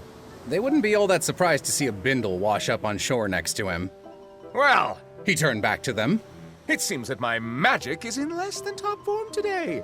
Must be some kind of surface interference from the surface world. Phoenica's eyes lit up. She stepped out from behind the safety of her friends. Magic? She chirped. You say that you're magic? Of course I'm magic! What kind of self-respecting wizard isn't? He flicked some seaweed off of his face. Then this is most fortuitous indeed! I am Phoenica Felicity the 15th of the Felicity lineage. Perhaps you have heard of us? No! The wizard grinned. Phoenica seemed unbothered by this and politely returned his smile. Well, my family has been around since ancient times. Every few generations, we are fated to do battle with an ancient witch. And the only way we can defeat her is by bringing together a group of magical girls. I have currently assembled 3 magical girls, and am on the lookout for 2 more. If we cannot find them, then it may be the end of the world! Would you and or someone you know be interested? Magical girls, you say? The wizard looked over the trio with renewed interest. His eyes danced behind his sunglasses. The lenses were inky black, but somehow his eyes themselves shone brightly through the darkness, like a candle in a tunnel, or a demon watching you sleep from some hidden corner of your room. Do you have any special powers? I can make Nido potions. Trixie offered. Yes, but those aren't real. Phoenica stepped in front of her. So, more magical girls would really be appreciated! Hey, my potions are too real, and you can't do magic either, so what do you know? Well, Phoenica stammered. I may not be magic exactly, but that's okay. You don't need to be magic to be a magical girl. You, by definition, do. Trixie frowned. No, not true. Technically, real magical girl powers only manifest when the time truly calls for it. The time just hasn't called for it yet. That's all. The most important requirement is that you are pure of heart. She turned to the wizard. Would you consider yourself to be pure of heart? Ha! He barked. There was an extremely long, awkward pause. The wizard grinned at them silently like a glitched character in a video game. Face unmoving, eyes unblinking. Molly was the one to break the silence. She had been hanging in the back watching this strange man like a hawk from the beginning. He was weird and way too friendly and probably like 40 years old. Gross! This was exactly the kind of person Street Smarts for Kids had warned them about. She grabbed her friends by the hand and began dragging them away from the beach. Sorry. We have a class, so we have to go now. Bye! Wait! Hold on a moment there! The wizard called. If we are indeed both magic, then it would be best for us to stay in touch, don't you think? His lanky stride caught up to them almost immediately. That makes sense to me! Feeny beamed. Feeny! Molly hissed. Very well! The stranger bellowed. My name is Rick Shades. Would you like to... He extended his gloved hand to Phoenica. Be my friend? Something was wrong about the way he held out his arm. It had an unusual weight to it, as if it was traveling in slow motion, like a car in bullet time just before an accident. Feeny deliberated. Okay! Feeny! Molly reached out to stop her, but it was too late. The moment that Phoenica grabbed the wizard's hand, the sky tore open like blue construction paper. Beyond the sky was nothing. Nothing after nothing came bursting out. With a crack and a bang, a bolt of pure black lightning speared down, striking their handshake in a flash of cold, dark light. Black electricity crackled across their fingertips, dancing like spider legs until it spun itself together into a single string. The string wriggled and writhed, then, all of a sudden, stretched out as taut as an arrow. One end of the arrow shot out and pierced through Phoenica's heart. The other end speared the wizard's chest as an elated smile broke across his face like a fissure in the earth. His eyes turned as black as his sunglasses. They glowed as he flung back his head, cackling like a maniac in triumph. The pact is sealed!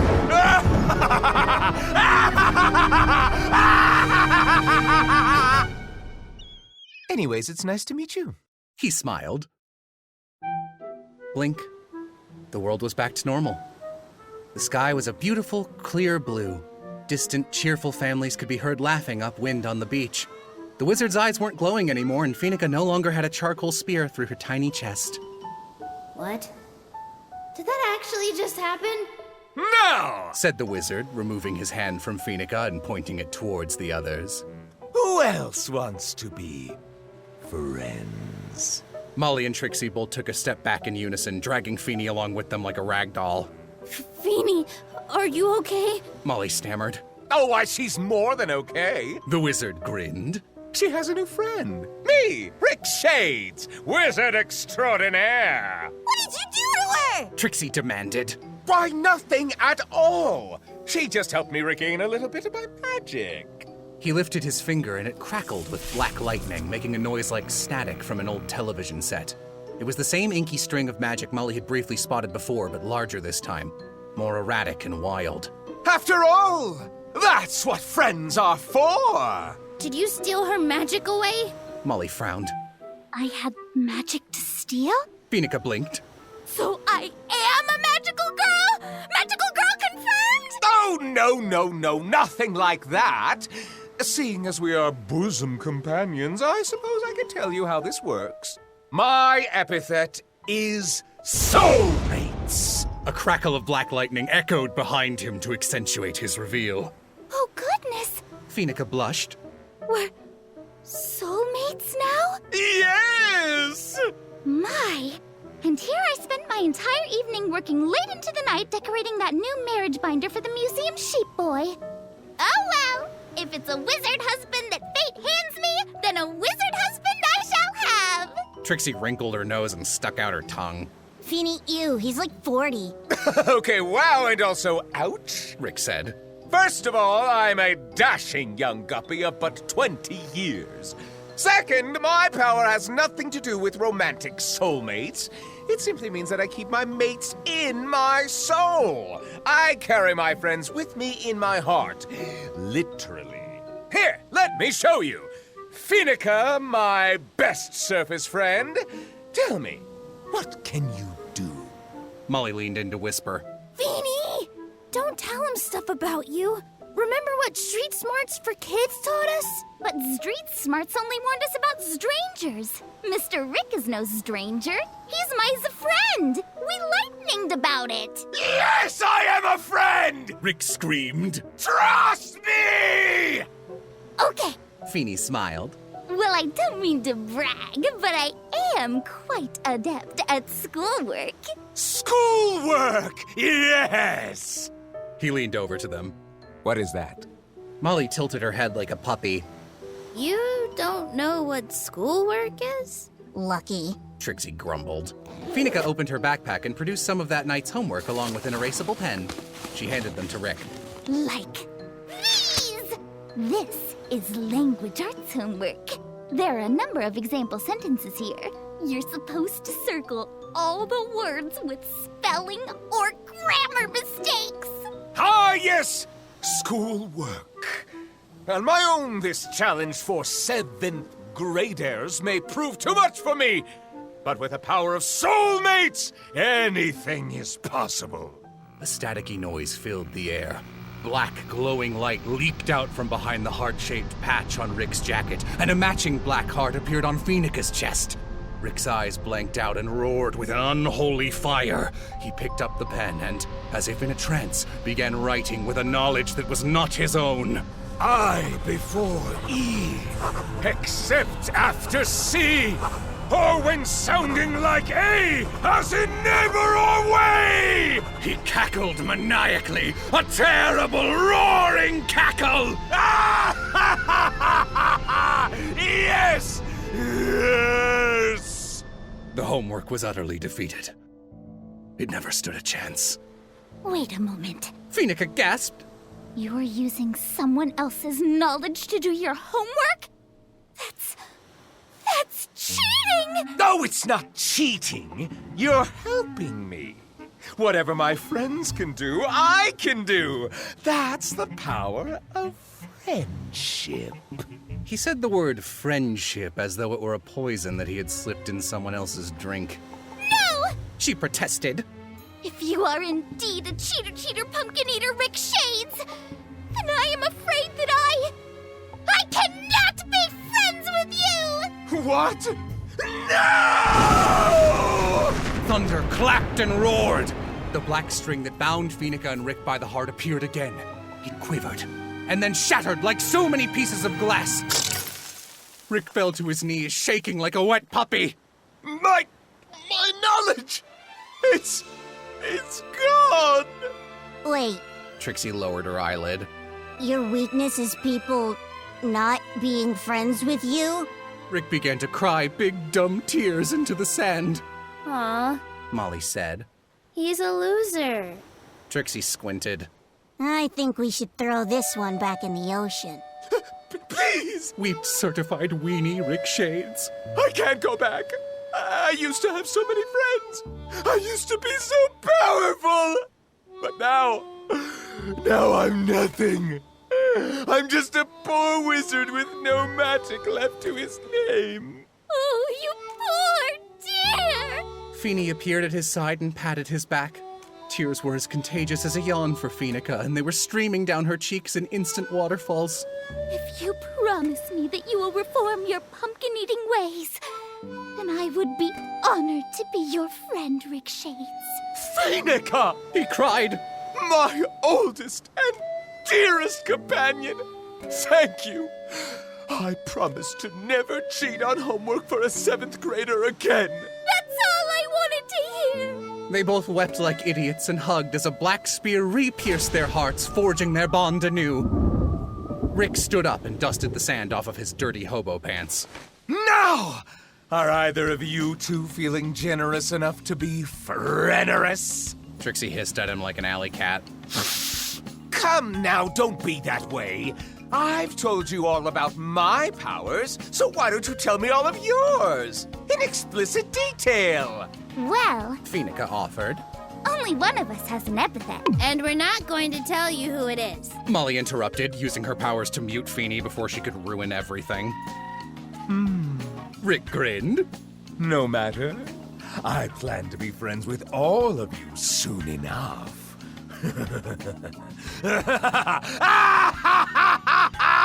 His head snapped from maniacal cackle to pleasant chat mid-sentence. Anyways, you said something about a winner?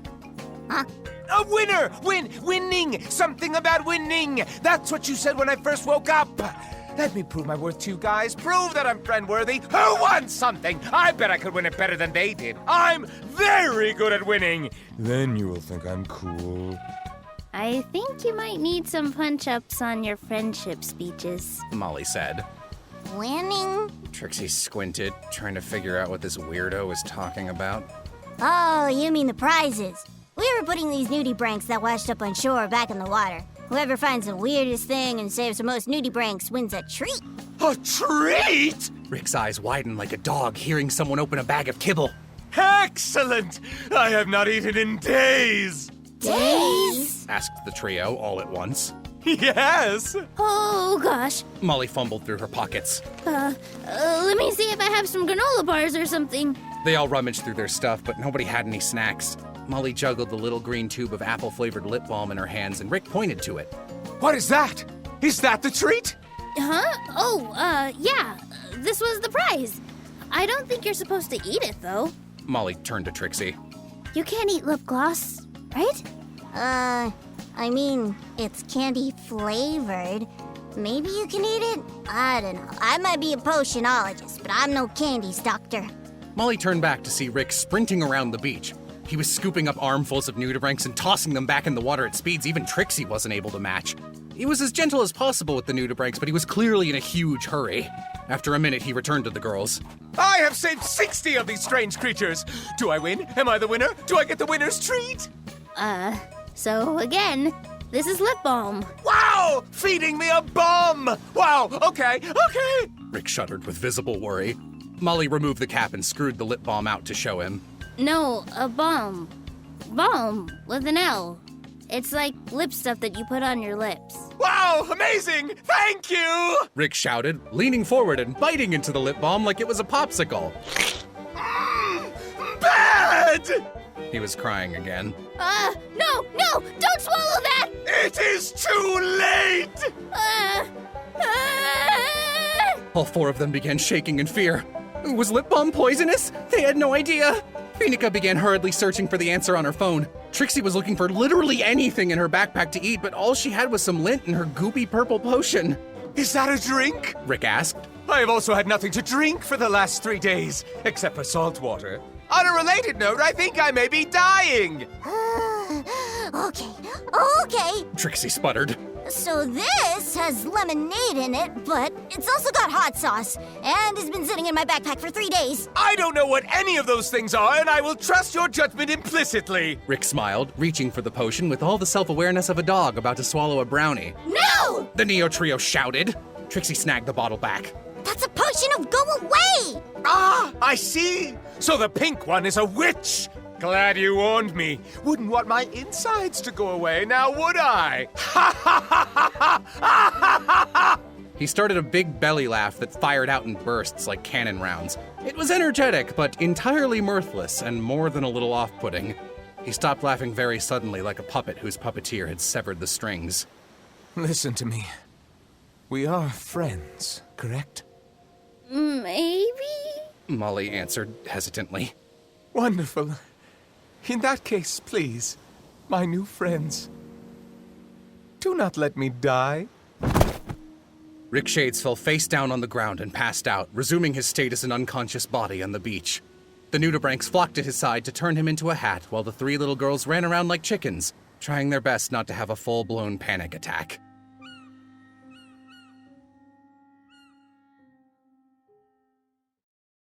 Chapter 2. Vincent Murder!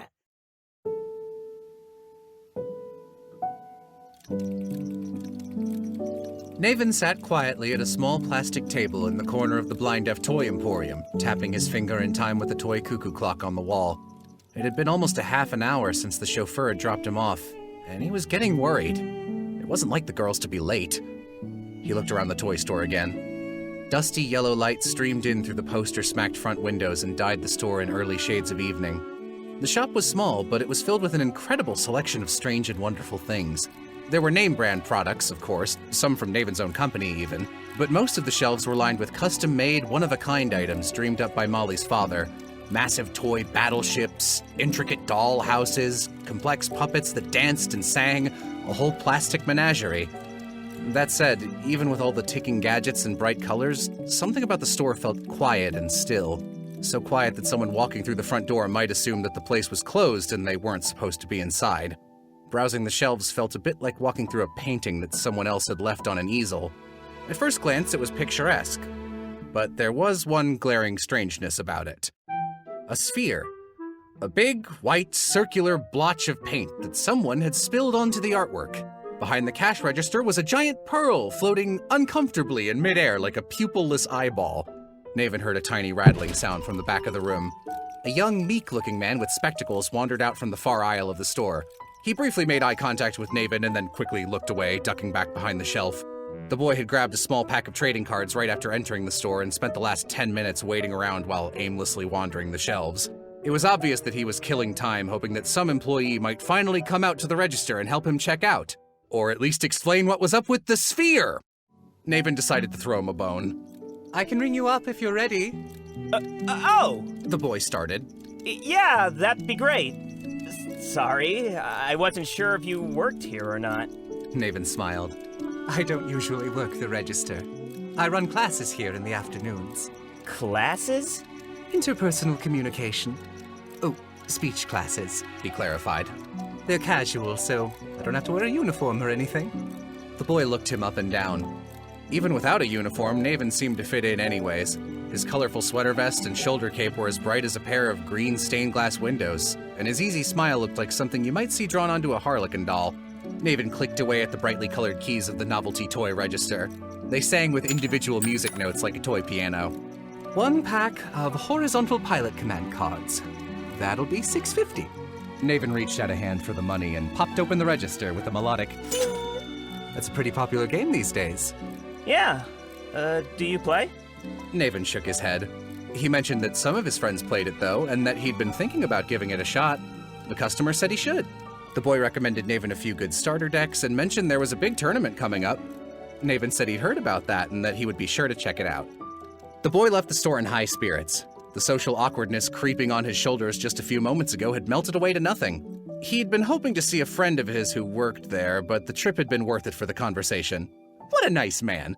So nice that he'd completely forgotten to ask about the giant sphere hovering behind the counter. As Naven watched him go, his smile faded. Why aren't they back yet? Suddenly, the giant pearl behind Naven began to ripple and roil as Lorelai Blindef poked her head out of it.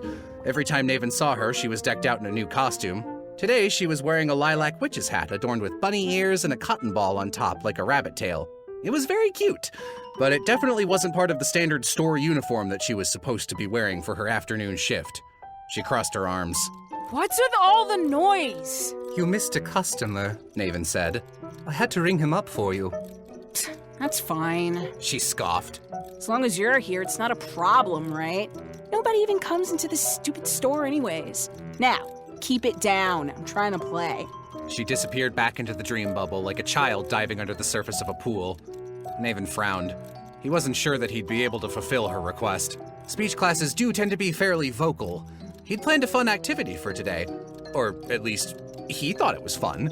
His students would each pick a song that they liked and then speak it aloud without the melody, as though the lyrics were normal words in a conversation. The exercise was designed to help them explore different inflections and to think about different ways to utilize sentence structure. It was likely to make a fair bit of noise. That is, if his students ever showed up. Naven checked his phone. No new messages. Molly, ever the little secretary, had sent him an email this morning to let Naven know she and her friends would be going to the beach, and that they might be a little late coming back depending on the bus schedule. Even so, it was 20 minutes past their start time. That was concerning. What Lorelai said wasn't entirely wrong. Not a lot of people came to the Blind Deaf toy store. The building was located in the inner city in a fairly rough neighborhood. An average parent wouldn't be too keen on bringing their kids to this part of town just so they could browse a collection of expensive toys. It was a bad location, but it was the only place the Blind Deafs could afford to move after their first store burned down 2 years prior. Just as Naven started to assume the worst, the shopkeeper's bell jingled again. His 3 students walked in through the door carrying a body?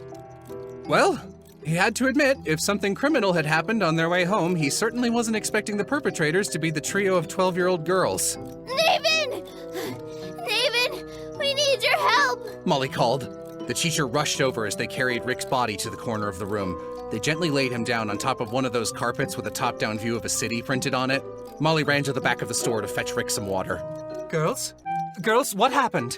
Trixie and Feeney began squawking at him simultaneously, telling completely different accounts of what had happened on the beach. It was hard to untangle the story through their squabbling, but Naven spoke fluent squabble and seemed to get a sense for it immediately. He leaned over to get a look at the man on the floor to check if he was still breathing. Naven's eyebrows raised when he saw Rick's face. He put his hand on his chin and stared with a complicated expression. The girls couldn't quite read what it was. Maybe they should have paid more attention in his interpersonal communication classes. What's wrong? Feeney asked. Besides the body part? Trixie clarified. Oh, Naven said, caught a bit off guard, which was unusual for him. It's just strange. This man appears to be Ocean Race. If he came from Ocean Country, he must have drifted an awfully long way from here. He's lucky to be alive. Oh, I'm a little bit Ocean Race. Trixie cheeped, offering this information as though it might be helpful somehow. As am I, Naven mumbled. Each of the different races were named after their native country, and each of those countries were named after a different biome. Taiga country, deepwood country, desert country, island country, ocean country, and Australia. With her blonde hair and blue eyes, Feeney was about as taiga race as a person could get. Molly was equal parts taiga and deepwood. Trixie was mostly taiga with a little ocean blood on her mother's side. People with ocean race in their veins could be easily identified by their brightly colored hair and striking eyes. If a person's hair was a shade of neon pink, green, purple, or blue, then at least one of their ancestors was probably from ocean country. This ancestral trait remained visible no matter how many generations thinned the blood, like warning coloration on a venomous fish. Centuries ago, the ocean people had been persecuted for their study of spellcraft and twisted magic. In response, their strongest mages used their sorcery to craft grand, domed cities and retreated to the deepest depths of the ocean. Now they lived in a secluded society somewhere at the bottom of the sea.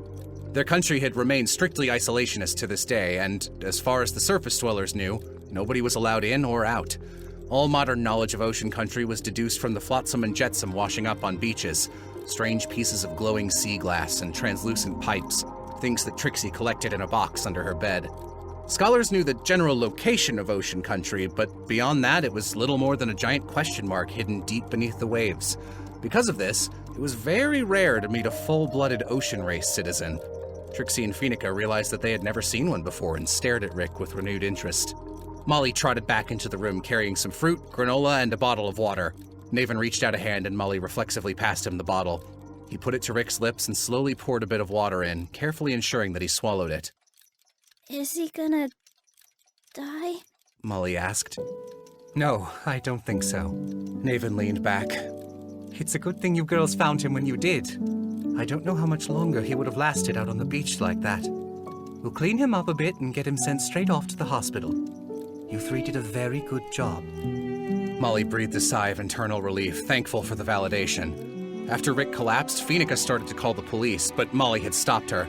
Calling 911 was obviously the standard reaction to a person passing out, but ever since the museum incident last week, she'd felt uncomfortable around police officers. She was a criminal, after all. She was a bonsai blaster. Semi-officially, at least. She hadn't paid her membership fees yet, but she was pretty sure it still counted. Every time she saw a cop, she was worried they might somehow recognize her and want to arrest her. And then who would take care of the toy store? Certainly not the man who waltzed into the room backwards at that exact moment. Oh, coming through! Beep, beep, beep. Molly's father, Martin, backed into the room in reverse, beeping like a dump truck. He was carrying a huge, ornate castle in his arms, carved from wood and expertly painted. It was beautiful, the kind of playset with a 3-digit price tag that would make any parent wince when their child asked if they could take it home. Marty pivoted around the room, looking for somewhere to set the thing down. He spotted a podium that he thought looked absolutely perfect, thoughtlessly kicked a large teddy bear off of it, and placed the castle set in its place. He let out an appreciative whistle. Ah! Now ain't that a sight for sore eyes? He made a big show of dusting off his hands before his brain immediately switched tracks. Man, I am starving! The man flipped around like there might be some food floating behind him, and he noticed his daughter's friends standing there for the first time. Oh, class is in session, huh? Sorry to interrupt. Hey, that looks good. Marty leaned down and grabbed the bag of granola Molly had meant for Rick right out of her hands. Hey, hold on a second! Phoenica protested, knowing that Molly would not. Hey, Frank! He nodded to Feeny, shoving handfuls of granola into his mouth. He turned to Trixie and gave her the double guns. Dixie! Marty always got their names wrong. It was a joke that he and he alone thought was very funny. He upturned the bag of granola and drank it like it was a beverage. Little crumbs stuck themselves into his starry blonde beard like backwash pretzel chunks in a bar glass. He patted his belly, looked down, and finally noticed the phosphorescent body on his floor. Hey, Navy! What's this? You teaching him CPR on a dummy? Now that's some really interpersonal communication, if you know what I'm saying. He wiggled his eyebrows like awful caterpillars and made mock kissy noises. Naven smiled at him and wanted to die. This is a human man, he said. Whoa! Getting real spicy in class today. Hey-oh! Just be sure to have her home by 8, okay, champ? He playfully leaned down to the body and elbowed Rick in the stomach. Rick spat out a nudibranch. Lori popped her head out of her bubble and waved a magic bunny wand around in anger. I told you guys to be quiet! Oh, hey, Dad. Hey, sweetie! Check it out! He gestured his big arms towards the castle. Ta-da! Oh, yeah. She blinked. That's pretty good. You said you were into knights and stuff, right? Knights and dragons stuff? Yeah. I'm kind of over knights, though. Oh, yeah? His eyes lit up. Oh, what kind of stuff you got going on now? Which stuff? The stuff in your bubble. No, which stuff? Like magic, potions, witch's brews. Oh, witch stuff, huh? Yeah, okay. Yeah. All right! Gears began whirring to life in his head as his thoughts changed tracks again. He nodded to the guests one by one. FIFA? Ice rink? Body? Then he bolted out of the room like a new idea was about to appear somewhere in his workshop, and he had to get there in time to catch it before it flew away. Trixie and Feeney scowled at him. His actions were a surprise to exactly no one. Martin Blinddeaf lived in his own little world, just in a completely different sense from the way Lorelai did. It was a wonder the store hadn't gone under yet. Even though Molly worked as hard as she could, the girl was still 12. The only real reason the Blinddeaf family was able to put food on the table was because of supplementary funds from Phoenica and Naven. They tried their best to keep the store afloat, more for Molly's sake than for the sake of the business. That made Molly feel guilty, like she needed to be working harder, like she owed them now, like it was her fault that things were going wrong. Naven had reached out to Child Services for her once. They'd sent an agent to investigate, but it was no use. The man concluded the home was perfectly livable. After all, what kind of child wouldn't want to live in a toy store? Molly didn't show any signs of physical injuries, and while it was maybe a tad unethical to have your kids work in your store, it was by no means illegal so long as they were getting an education. Their family floated just above the poverty line, and the older sister had an epithet that could make food, so there really wasn't anything to worry about on that front. Epithets were seen as a big plus, unsurprisingly. Legally speaking, Naven couldn't do anything about Molly's home situation short of kidnapping her, so he settled for passing her a little bit of money every month to get by. Lorelai remembered that she had come in to yell at them and looked at the class huddled around the unconscious, wet, purple body. She twisted her face like she'd smelled something gross. What are you doing? Molly opened her mouth to ask for help, but Lori slid back into her bubble without waiting for an answer. Her words had been an insult, not a question. The girl in the bear hoodie sighed. Well, at least the room was quiet again. BAM! The door to the shop exploded open and the shopkeeper's bell went screaming through the air. A figure zipped into the room and scampered up onto the table like a raccoon. His lanky legs wobbled as he balanced atop the wood like a surfboard, then solidified as he pointed triumphantly towards the sky. Look upon me, mortals, and tremble! You may have known the ghost of my former self, but he is gone!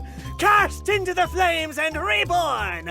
Like a phoenix, wearing sunglasses and a cool hat! The man was not wearing sunglasses, and he certainly wasn't wearing a cool hat. Quite the opposite, really. The thing on his head was a modified catcher's helmet with an orange visor taped across the inside of it, like a homemade Sentai helmet. 2 PVC pauldrons sat atop his shoulders and a waterfall of inky black capes sprawled out from beneath them. The cape had been bleached from the bottom up with a pattern of peachy orange flames licking up the shredded hem, and the skirt he wore had the same treatment, torn edges fluttering to evoke a flame. On his chest were isolated chunks of black plastic armor floating aimlessly across a sea of neon orange spandex leggings, an undershirt so bright they hurt to look at, like a chemical spill or a lava lamp with a grudge. He looked like someone at a convention cosplaying a character that you almost recognized but didn't know well enough to name. The Super Zero threw his arms towards the fluorescent lights above him, hands clad in fingerless black biker gloves, with his nails screaming in bright hot rod paint. Rejoice! For you are about to witness the first appearance of the world's soon-to-be greatest supervillain! I am darkness! I am despair! I am Vincent Murder! Said Giovanni Potage, wearing a stupid outfit. Boss! Molly cried. Oh, thank goodness you're here! We need your help! Giovanni's over-the-top pose melted away to parental concern in an instant. He was hoping that she might compliment him on his cool new costume, but this was way more important. What's wrong, Bear Trap? We found a beach body! A beach body? Giovanni hopped down and took a look at Rick. Wow! Bear Trap! You killed a guy? Oh, little villains grow up so fast. He went to wipe a tear from his eye and bonked his finger into the visor on his catcher's mask. Ow. No, boss! He's alive! I think. We found him on the beach and we're trying to save him. Oh, I get ya. He snapped his fingers in recognition. Trying to pull the old, I saved your life, now it belongs to me thing. And get yourself a minion of your own, eh? Oh, classic move. That would make me a grand boss. Oh, here, I'll help. Do you have, like, a bowl or something? Molly looked around. She trotted over to the wall of toys and offered him a toy dump truck. Sorry. She wilted. All our dishes are dirty. Someone was supposed to wash them and didn't. An uncharacteristic drip of venom found its way into her tone. Worry not, Bear Trap. A good villain comes prepared for such an occasion. Behold! Vincent Murder Secret Technique #1. He squatted a bit and steam began rising from the black pauldrons atop his shoulders. Molly hadn't been able to see before because he was so tall, but there were little divots in the top of each of them. Are those cup holders? Yeah! He smiled. Cool, right? I figured that sports cars and stuff had them, so I should probably put some on my costume, just in case. Now, rise, Liquid Phoenix! Giovanni shot his hand into the air and pressed upwards like he was raising the roof. A substance began to pool from the depths of his pauldron, swirling a bright red and yellow. Steam fogged his visor. No! Could somebody please open his mouth for me? Naven, awestruck by this very strange man, silently did as he was told, putting a finger to Rick's chin and opening his mouth. Giovanni leaned to the side and poured the bubbling drink into Rick's mouth like a teapot. A little bit of color returned to Rick's face. Phoenica looked up at this bizarre string bean who had apparently just poured lava into her friend's mouth. Excuse me, sir, She said. do you have some kind of epithet? It's lava! Lied Giovanni. Or acid? Lied Molly. Lava acid! They lied in unison. Giovanni did have an epithet. Most aspiring supervillains wouldn't be too happy to be born with soup as their power, but Giovanni was a creative young man, and he wouldn't let something like that stop him. He had learned to use his powers in a number of strange and innovative ways. He could build up steam and unleash it in a burst to run or jump high in the air. He could throw boiling soup like fireballs. He could even heal his minions with tasty concoctions that he described as potions. Yeah, it's pretty cool. Giovanni complimented himself. The perfect power for up-and-coming supervillain, Vincent Murder! So, Naven asked politely, how exactly are you and Miss Blinduff acquainted, Mr. Murder? He's my boss. She smiled. We're in a club together. Trixie blinked. She stared dead on at Giovanni like he was a dead fish someone had nailed to her bedroom wall and thought back on all of Molly's descriptions of the boss she had met during her time at the museum. The puzzle pieces all snapped together at once in her mind, forming a picture of a garbage can. Oh. She said. Oh, no. She looked up at him with her one eye like a mean little spyglass. Giovanni. Shh, quiet, Trixie. He hushed. That's my old name. I go by Vincent now. Giovanni struck a pose like a cool greaser looking out into the distance. Then he flailed, sputtering cartoonishly as though he'd just seen her sitting there for the first time. Ah! Wait! Trixie! What are you doing here? Holy Toledo, you gotta be kidding me. Molly looked back and forth between them. Do you two know each other? No! Giovanni cried. Trixie, please! Don't reveal my secret identity! He went to grab her, but she kicked him in the shin. Ow! She looked at Molly and, with absolutely zero pomp or circumstance, said, He's my cousin. Trixie couldn't believe this. The boss Molly had gone on and on about was her dorky, snaggletooth cousin. The same guy who burned his tongue when he tried to eat a hot coal at a family barbecue because it looked like forbidden candy. Don't do that. Her brother had warned him. Me want bite! Giovanni replied, crunching into the coal like it was cereal. Giovanni wasn't a bad guy, per se, but he was basically the world's biggest goober. She couldn't believe Molly thought he was cool. Molly was her smartest friend. Or at least she thought she was. Oh, wow. Molly looked between the two of them. You're related? Yeah. Trixie grinned like a devil. Moxie used to beat him up all the time, and he would run home crying. Moxie was one of Trixie's delinquent older sisters. Honestly, her beating boss up wasn't too surprising. Molly once saw Trixie's sister bite through a bicycle tire like it was a donut. Trixie! Don't embarrass me in front of my minion! Giovanni pouted. Trixie looked his new costume over, totally unimpressed. What are you doing here anyways? She asked.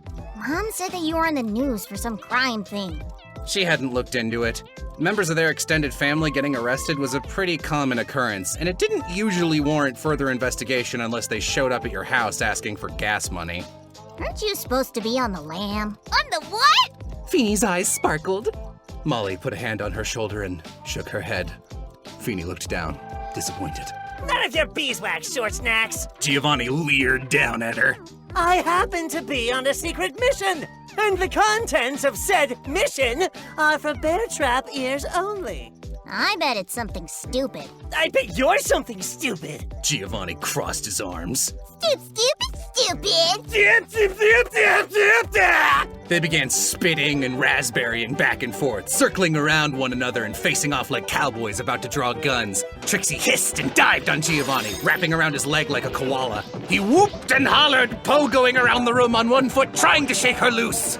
Oh my, Naven winced. It's rather lively in here today, isn't it? Naven was unusually sensitive to crowds and loud noises, just like Molly was. It was one of the reasons they got along. He'd agreed to give private speech lessons on the condition that the class size stay small so he wouldn't get overwhelmed. This was way more people in one room than he felt comfortable with. Detrimental empathy was yet another thing the two of them had in common. Molly felt bad for Naven. It was painfully obvious this week's speech class was going to be canceled at this point. He must have been disappointed. She decided to help him a little. It wasn't her shift, but it was her job to run the toy store. Guys, quit it. Molly ordered softly, walking straight into the middle of their tussle. Giovanni and Trixie froze mid-punch. Neither of them wanted to hit Molly by accident. She walked over to Trixie, who was still glued to Giovanni's leg. Molly tapped both of her shoulders. Bap, bap. Trixie detached and fell to the floor, somersaulting backwards and popping up. She turned and looked at Molly with her ruffled raspberry hair obscuring most of her face. Molly pushed it out of the way and patted her on the head. Bap, bap. Bap, bap. Trixie parroted. Molly outstretched a hand like a teacher asking a student to spit out their gum. Trixie frowned and sheepishly reached into the pocket of her sweater and produced a chunk of Giovanni's costume that she had managed to rip off. Molly took it from her and reattached it to Giovanni's leg. There, she said, patting the costume. now be nice to each other. I don't like it when my friends get in fights. And you're both my friends. Molly stamped her foot a bit to show that she was confident and that she meant it. I love you, she declared. Giovanni and Trixie both melted. This was the emotional equivalent of seeing children fighting with sticks and shooting them with a cannonball. The two cousins bashfully scratched at the hair behind their ears in the exact same way at the exact same time. We were just play fighting, they mumbled. We didn't mean it. Now make up, she said. It was soft, but it was an order nonetheless. Giovanni and Trixie whispered apologies. Trixie didn't actually dislike Giovanni. He was actually a lot of fun at the family parties. Sure, he was a giant dork, but what good is a family barbecue without a few weenies? He was always happy to play with Trixie and her twin brother Rex, even when they were little, and he'd always let them win at whatever game they were playing. He had taught Rex how to skateboard and gave Trixie the quartz crystal that started her collection. Giovanni liked the twins, too. They were the only Roughhouses who had never beaten him up. Well, until today, anyways. This was a draw. This didn't count. Molly brought them together in a hug, saying, Hug. out loud for good measure. They did. Phoenica, who had been standing silently off to the side for the last few minutes, blinked twice. I'm Phoenica! Phoenica exclaimed, joining in the hug. Phoenica was a top-tier hugger. Her bones were made of cotton. This hug had just gone from good to great. Molly looked over Feeney's shoulder at Naven. Did she do good at interpersonal communication? Naven gave her a nod of appreciation. She smiled back with her little bear cub smile. It was incredible how much progress Molly had made on her self-confidence recently. Even so, Naven could tell she was barely able to force herself to intervene and say something like that. She was standing on her tippy toes and her legs were shaking. But still, this was something. And this snaggle-toothed young man had been the catalyst for all this. Giovanni stood up. I apologize for setting such a poor example in front of my minion. But I have come here with news! Bear Trap! As of last night, I have officially left the Bonsai Blasters! Oh, Molly said. Good. Trixie sneered. They stink. Yes, they do indeed stink! Instead, I am forming my own group of evildoers, and I, the evil-doest of them all, shall be the leader! Now, I ask you, wanna join? He smiled and pointed at Molly. oh gosh. I sure would like to, but my schedule's pretty busy. Boy, I getcha. Giovanni groaned. All my other minions are indisposed this week, too. So, I'm recruiting. We've got a big secret mission coming up this Friday, and I need all hands on deck. He looked at Phoenica. How about you, Blondie? Feel like becoming a villain? Oh, not at all. Phoenica smiled. I despise villainy, really. As a do-gooder, it is my sworn do-good duty to redeem all villains and bring them over to the side of righteousness. Her eyes sparkled. Phoenica tilted her head. But now that I think about it, you did heal my very good friend Rick Shades. Perhaps you're not so bad after all.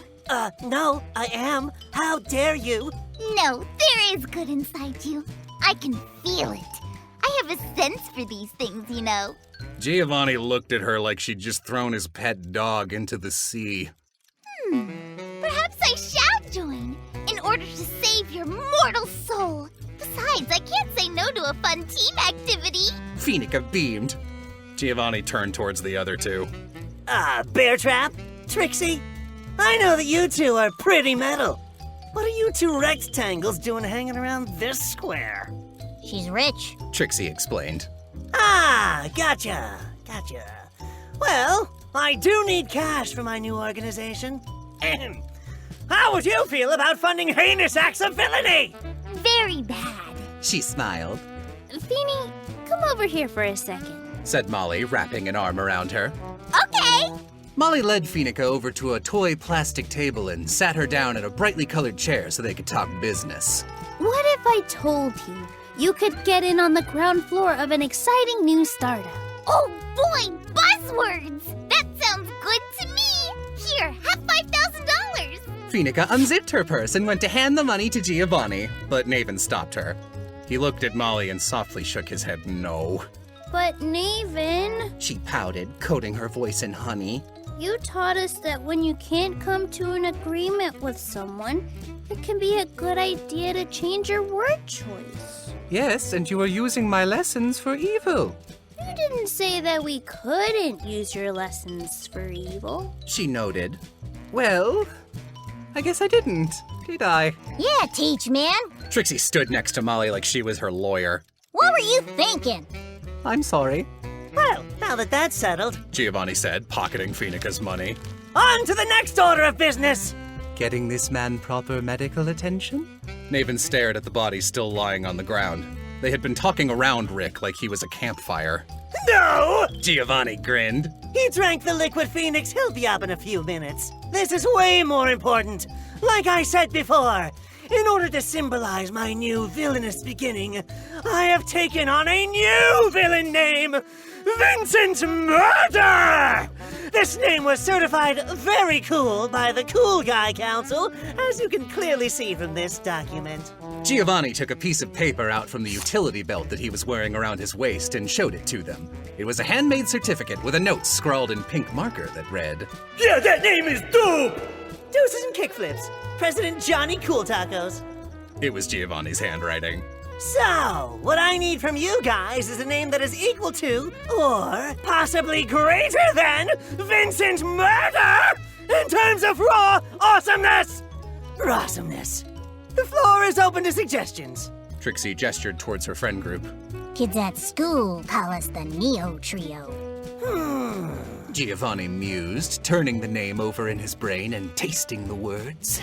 The Neo Trio. The Neo Trio. And Geo. The Geo Trio! But there are 4 of us. Molly noted. That is true. Trixie, you're fired. What? She squeaked like someone had stepped on her foot. I thought your name was Vincent now. Why would you call it the Geo Trio? Excellent point! You are fired again. Trixie sputtered like a lawnmower dropped in a kiddie pool. I have an idea! Feeny bounced. Let's call ourselves the Good Friendship Squad. Bear Trap, mute her. No way! Phoenica mouthed, "No!" as loud as she could, which was exactly 0 decibels.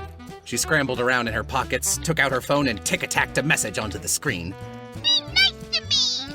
Molly unmuted her, and Feeny and Giovanni immediately began bickering about the merit of different names, with Trixie weighing in on every suggestion. Naven mediated the discussion while discreetly swiping Phoenica's money from Giovanni's pocket and slipping it back into her purse. Trixie pointed this out, and Naven sheepishly tried to weasel his way out of the situation while Giovanni squawked at him. It was stupid and chaotic and loud. Exactly the kind of thing Molly normally couldn't stand. But here, right now, this was a cacophony she didn't mind. She didn't have a lot of good influences in her life, but all of them were in one room together. It felt like her birthday. For just a moment, Molly Blindeff's world felt right. And so, of course, the universe had to ruin it. Okay, that is it! A voice resonated from the dream bubble.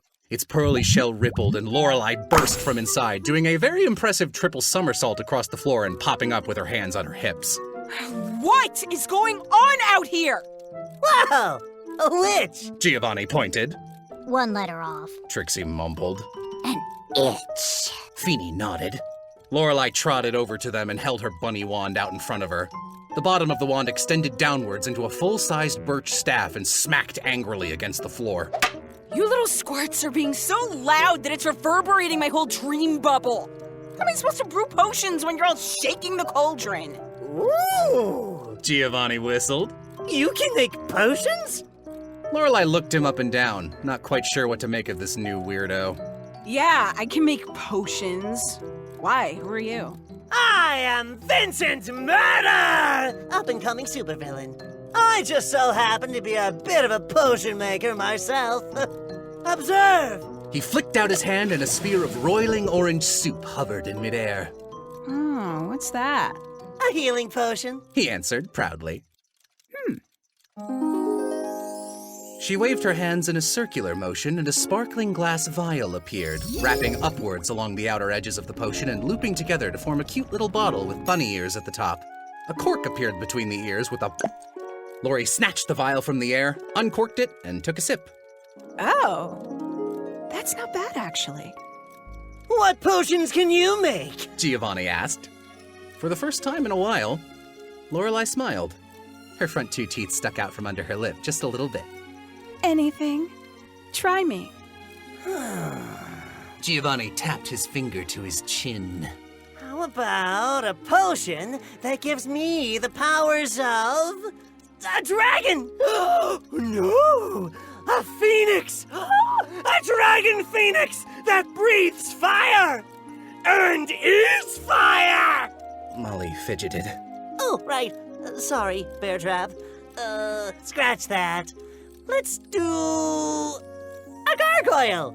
Lorelai winked at the challenge as if to say, easy. She flicked her staff in the air, spun it around her arm like a ribbon twirler, and dramatically pointed it in front of her with a swish. Skin of stone and heart of soil. Human morph into gargoyle! A silvery substance like mercury twisted its way into existence, filling the shape of an unseen glass vial. She raised her staff and drew the outline of the bottle like it was a magic pencil. This one was styled like a little gargoyle with the cork above the nape of its neck. The bottle floated through the air towards Giovanni, who snatched it. Ooh. This is so cool! It's no big deal. Lori grinned. And look at the little gargoyle bottle. It's even got wings and everything. Can I keep this? Sure. Her little bunny smile widened. Finally! It had been ages since anyone besides her dad had shown any appreciation for her showmanship. It's the little touches that really matter. This guy gets it. All right, let's see if it works. He went to take a sip and the glass dinked against the aluminum mesh of his catcher's mask. Uh-oh. Hang on. Giovanni put the bottle down on the table and went to take off his headgear. Lorelai watched him. She had no idea what this strange boy might look like underneath his silly Sentai villain costume. She liked the outfit, though. It was fun. Giovanni had traveled all the way to the toy store in full costume, earning himself quite a few strange looks from the other passengers on the bus. He had to walk the last mile or so on foot, so he was a bit sweaty. When he took the mask off, it seemed to Lorelai that time had slowed down. The catcher's mask slid off of him, and he threw his head back, whipping his pink hair behind him with a sigh like a rearing horse. Beads of sweat trickled down his face in sparkling detail, like a sports drink commercial or a fast food ad where someone just off camera was spritzing water onto a particularly gawky carrot. She stared at him, wide-eyed. Those spiked crocodile teeth, this scrambled mane of ratty, teenaged hair, that unkempt pink stubble, his cackling cheese grater laugh. He was gorgeous. Her voice jumped an octave and she started unconsciously twirling her hair. Hi. Oh, no. Molly and Trixie said simultaneously. Phoenica looked at them like she had missed something. Phew! Giovanni gasped. Need that mouth flap or something in the next model. Also some ventilation. Getting a little stinky under there. Oh yeah, this guy was hot. Anyways, time to test out this potion. Down the hatch. Giovanni chugged the silvery liquid in a single gulp. All right. Gargoyle powers, activate! Ooh-ah! He did a sort of power-charging pose that was 40% squat and 60% scream. He thrust his arms forward, and slowly they began to change. The tips of his fingers sharpened and solidified, creeping back and forming stony scales all the way down to his elbows. His outfit petrified along with him, hard gauntlets of fossilized plastic casing his arms. Heck yeah! He shouted. And no gargoyle is complete without horns! Giovanni put his thumb in his mouth and blew, popping 2 long, black, diabolical horns out through his hair. Wow. Lori said, her voice still in falsetto. That looks so good on you. Thanks. Cool potion. Love the color. Better mouthfeel than I was expecting, too. She looked him up and down. You're tall. Yeah. He smiled. How tall are you? I don't know, like 6'3"? He looked up. 6'10" with horns? Oh my gosh, with horns? You're so funny. Gross, said Molly and Trixie, louder this time. Shut up! Lori hissed at them. She turned back to Giovanni. So, what's your name? Vincent Murder, said Giovanni Potage. He dug around in another pocket of his utility belt and handed her something. My calling card. It was a baseball with the word EVIL written all over it in red ink. So cool. She smiled. So, what are you doing here? Did you want to buy some stuff for your costume, or? Nah, I'm starting a new bad guy group. I'm gonna be the strongest villain of all time, so I'm out recruiting new members.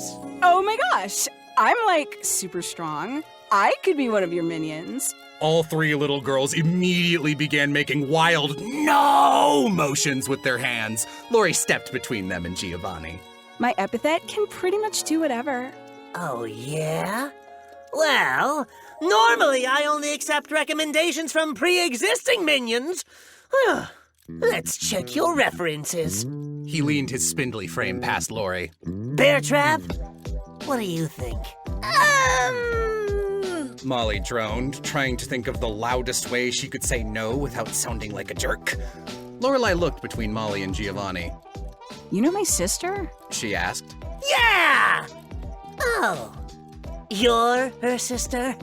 It didn't escape Lorelai's notice that a little bit of excitement vanished from Giovanni's eyes. Had Molly said something bad about her? Ah, that little mosquito. Sure am. Oh, isn't she cute? Lori squeezed up against Molly and hugged her like she was a stress toy. Molly looked at her sister like she smelled. So, how do you know each other? Is he like a babysitter or something? She turned to Molly. You know we can't afford those. I know very well what we can and cannot afford, yes. Giovanni walked up and put a hand on Molly's shoulder. Bear Trap here is my #1 minion. She is? I am? Molly's eyes sparkled. She didn't know she was the #1 minion. Oh, that's nice. Absolutely.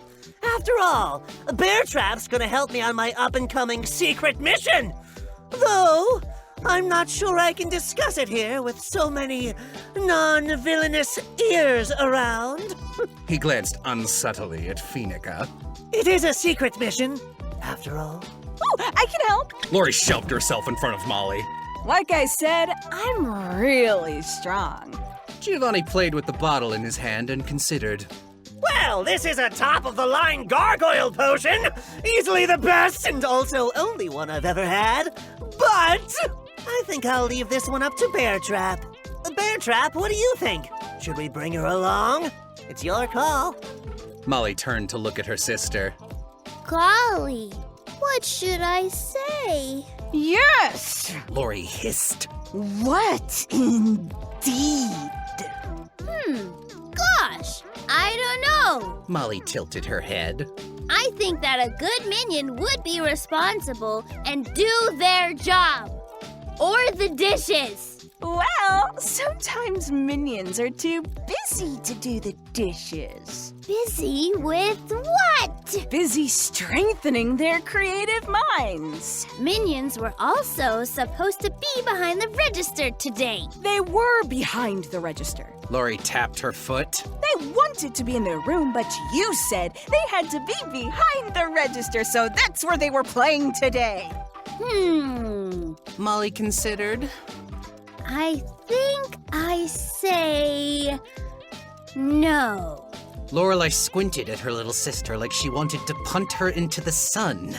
She took a deep breath and flipped around to Giovanni with innocent, sparkling doe eyes. Well, maybe I could do some kind of test or something. There have to be other ways to become a minion than stupid recommendations. Giovanni looked her up and down and considered. Well, I suppose I do want to test something. If you pass, you can join the team. Oh, yay! She hopped up and down. What do I have to do? Just one thing, he said. He raised his gargoyle arm in the air and pointed at her dramatically. You need to show me that you've got the most important quality a minion can have. Okay. She blinked. What is that? You tell me. He crossed his arms and smiled, like he had just offered her a really good riddle. Lorelai tilted her head and tapped her chin. That's tough. I spend most of my time as the hero, so I'm not really sure what kind of things minions get up to, other than getting stepped on. The trio reflexively took a step away from her. The most important quality a minion can have. Oh, I know. Duh, being super evil. So all I have to do is come up with a cool plan and show off how evil I am. Molly thought about saying something mean, but decided against it. Evil plan. Lori mused. Evil plan, evil plan, evil plan. Bad guys like money, right? Maybe we could kidnap a rich person for ransom and stuff. Yep, that's a pretty classic villain plan. Giovanni replied neutrally. As the minion auditor, he needed to be careful not to give any hints. Okay, great! Lorelai turned towards Naven. Hey, Naven. You're a big rich CEO of a big rich company, right? Indeed I am, Naven said, in a tone that one might use to communicate with an oncoming truck. Nice. Lori clapped her hands together. Sparkles flew out and she began to glow. A spell worked its way out of her mouth and into the floor. Garden snaking through the land. Take him now at my command! She swept her staff in a low arc and a tangle of thick green vines shot up through the floor. They wrangled together and weaved into a giant hand, grabbing Naven tight like a squeaky toy. Well, I guess this is happening, he said. Molly jumped. No, dang it! Lorelai wasn't supposed to use her powers in the middle of the store like that! Or kidnap people like that! She reached out a hand to stop her sister. Lori! But it was too late. Before she could reach her, Lorelai raised her staff and a new dream bubble began to sprout from its bunny-eared tip, expanding past Lorelai and swallowing all of them inside a light that made it too bright to see. Before her vision whited out completely, Molly saw the witch sticking her tongue out with a distinctive neener expression, meant just for her. And the world turned to ivory. Thank you so much for listening all the way through. If you enjoyed what you heard, please consider picking up the rest of the audiobook from Sound Booth Theater using the link in the description below. You can also support the series by backing us on Patreon or purchasing your own copy of the book. Copies are available as physical prints and ebooks. For more information on where you can get your copy, as well as information on future books, uploads, and where the series is going next, please visit epithetherasedonline.com. Thanks for listening.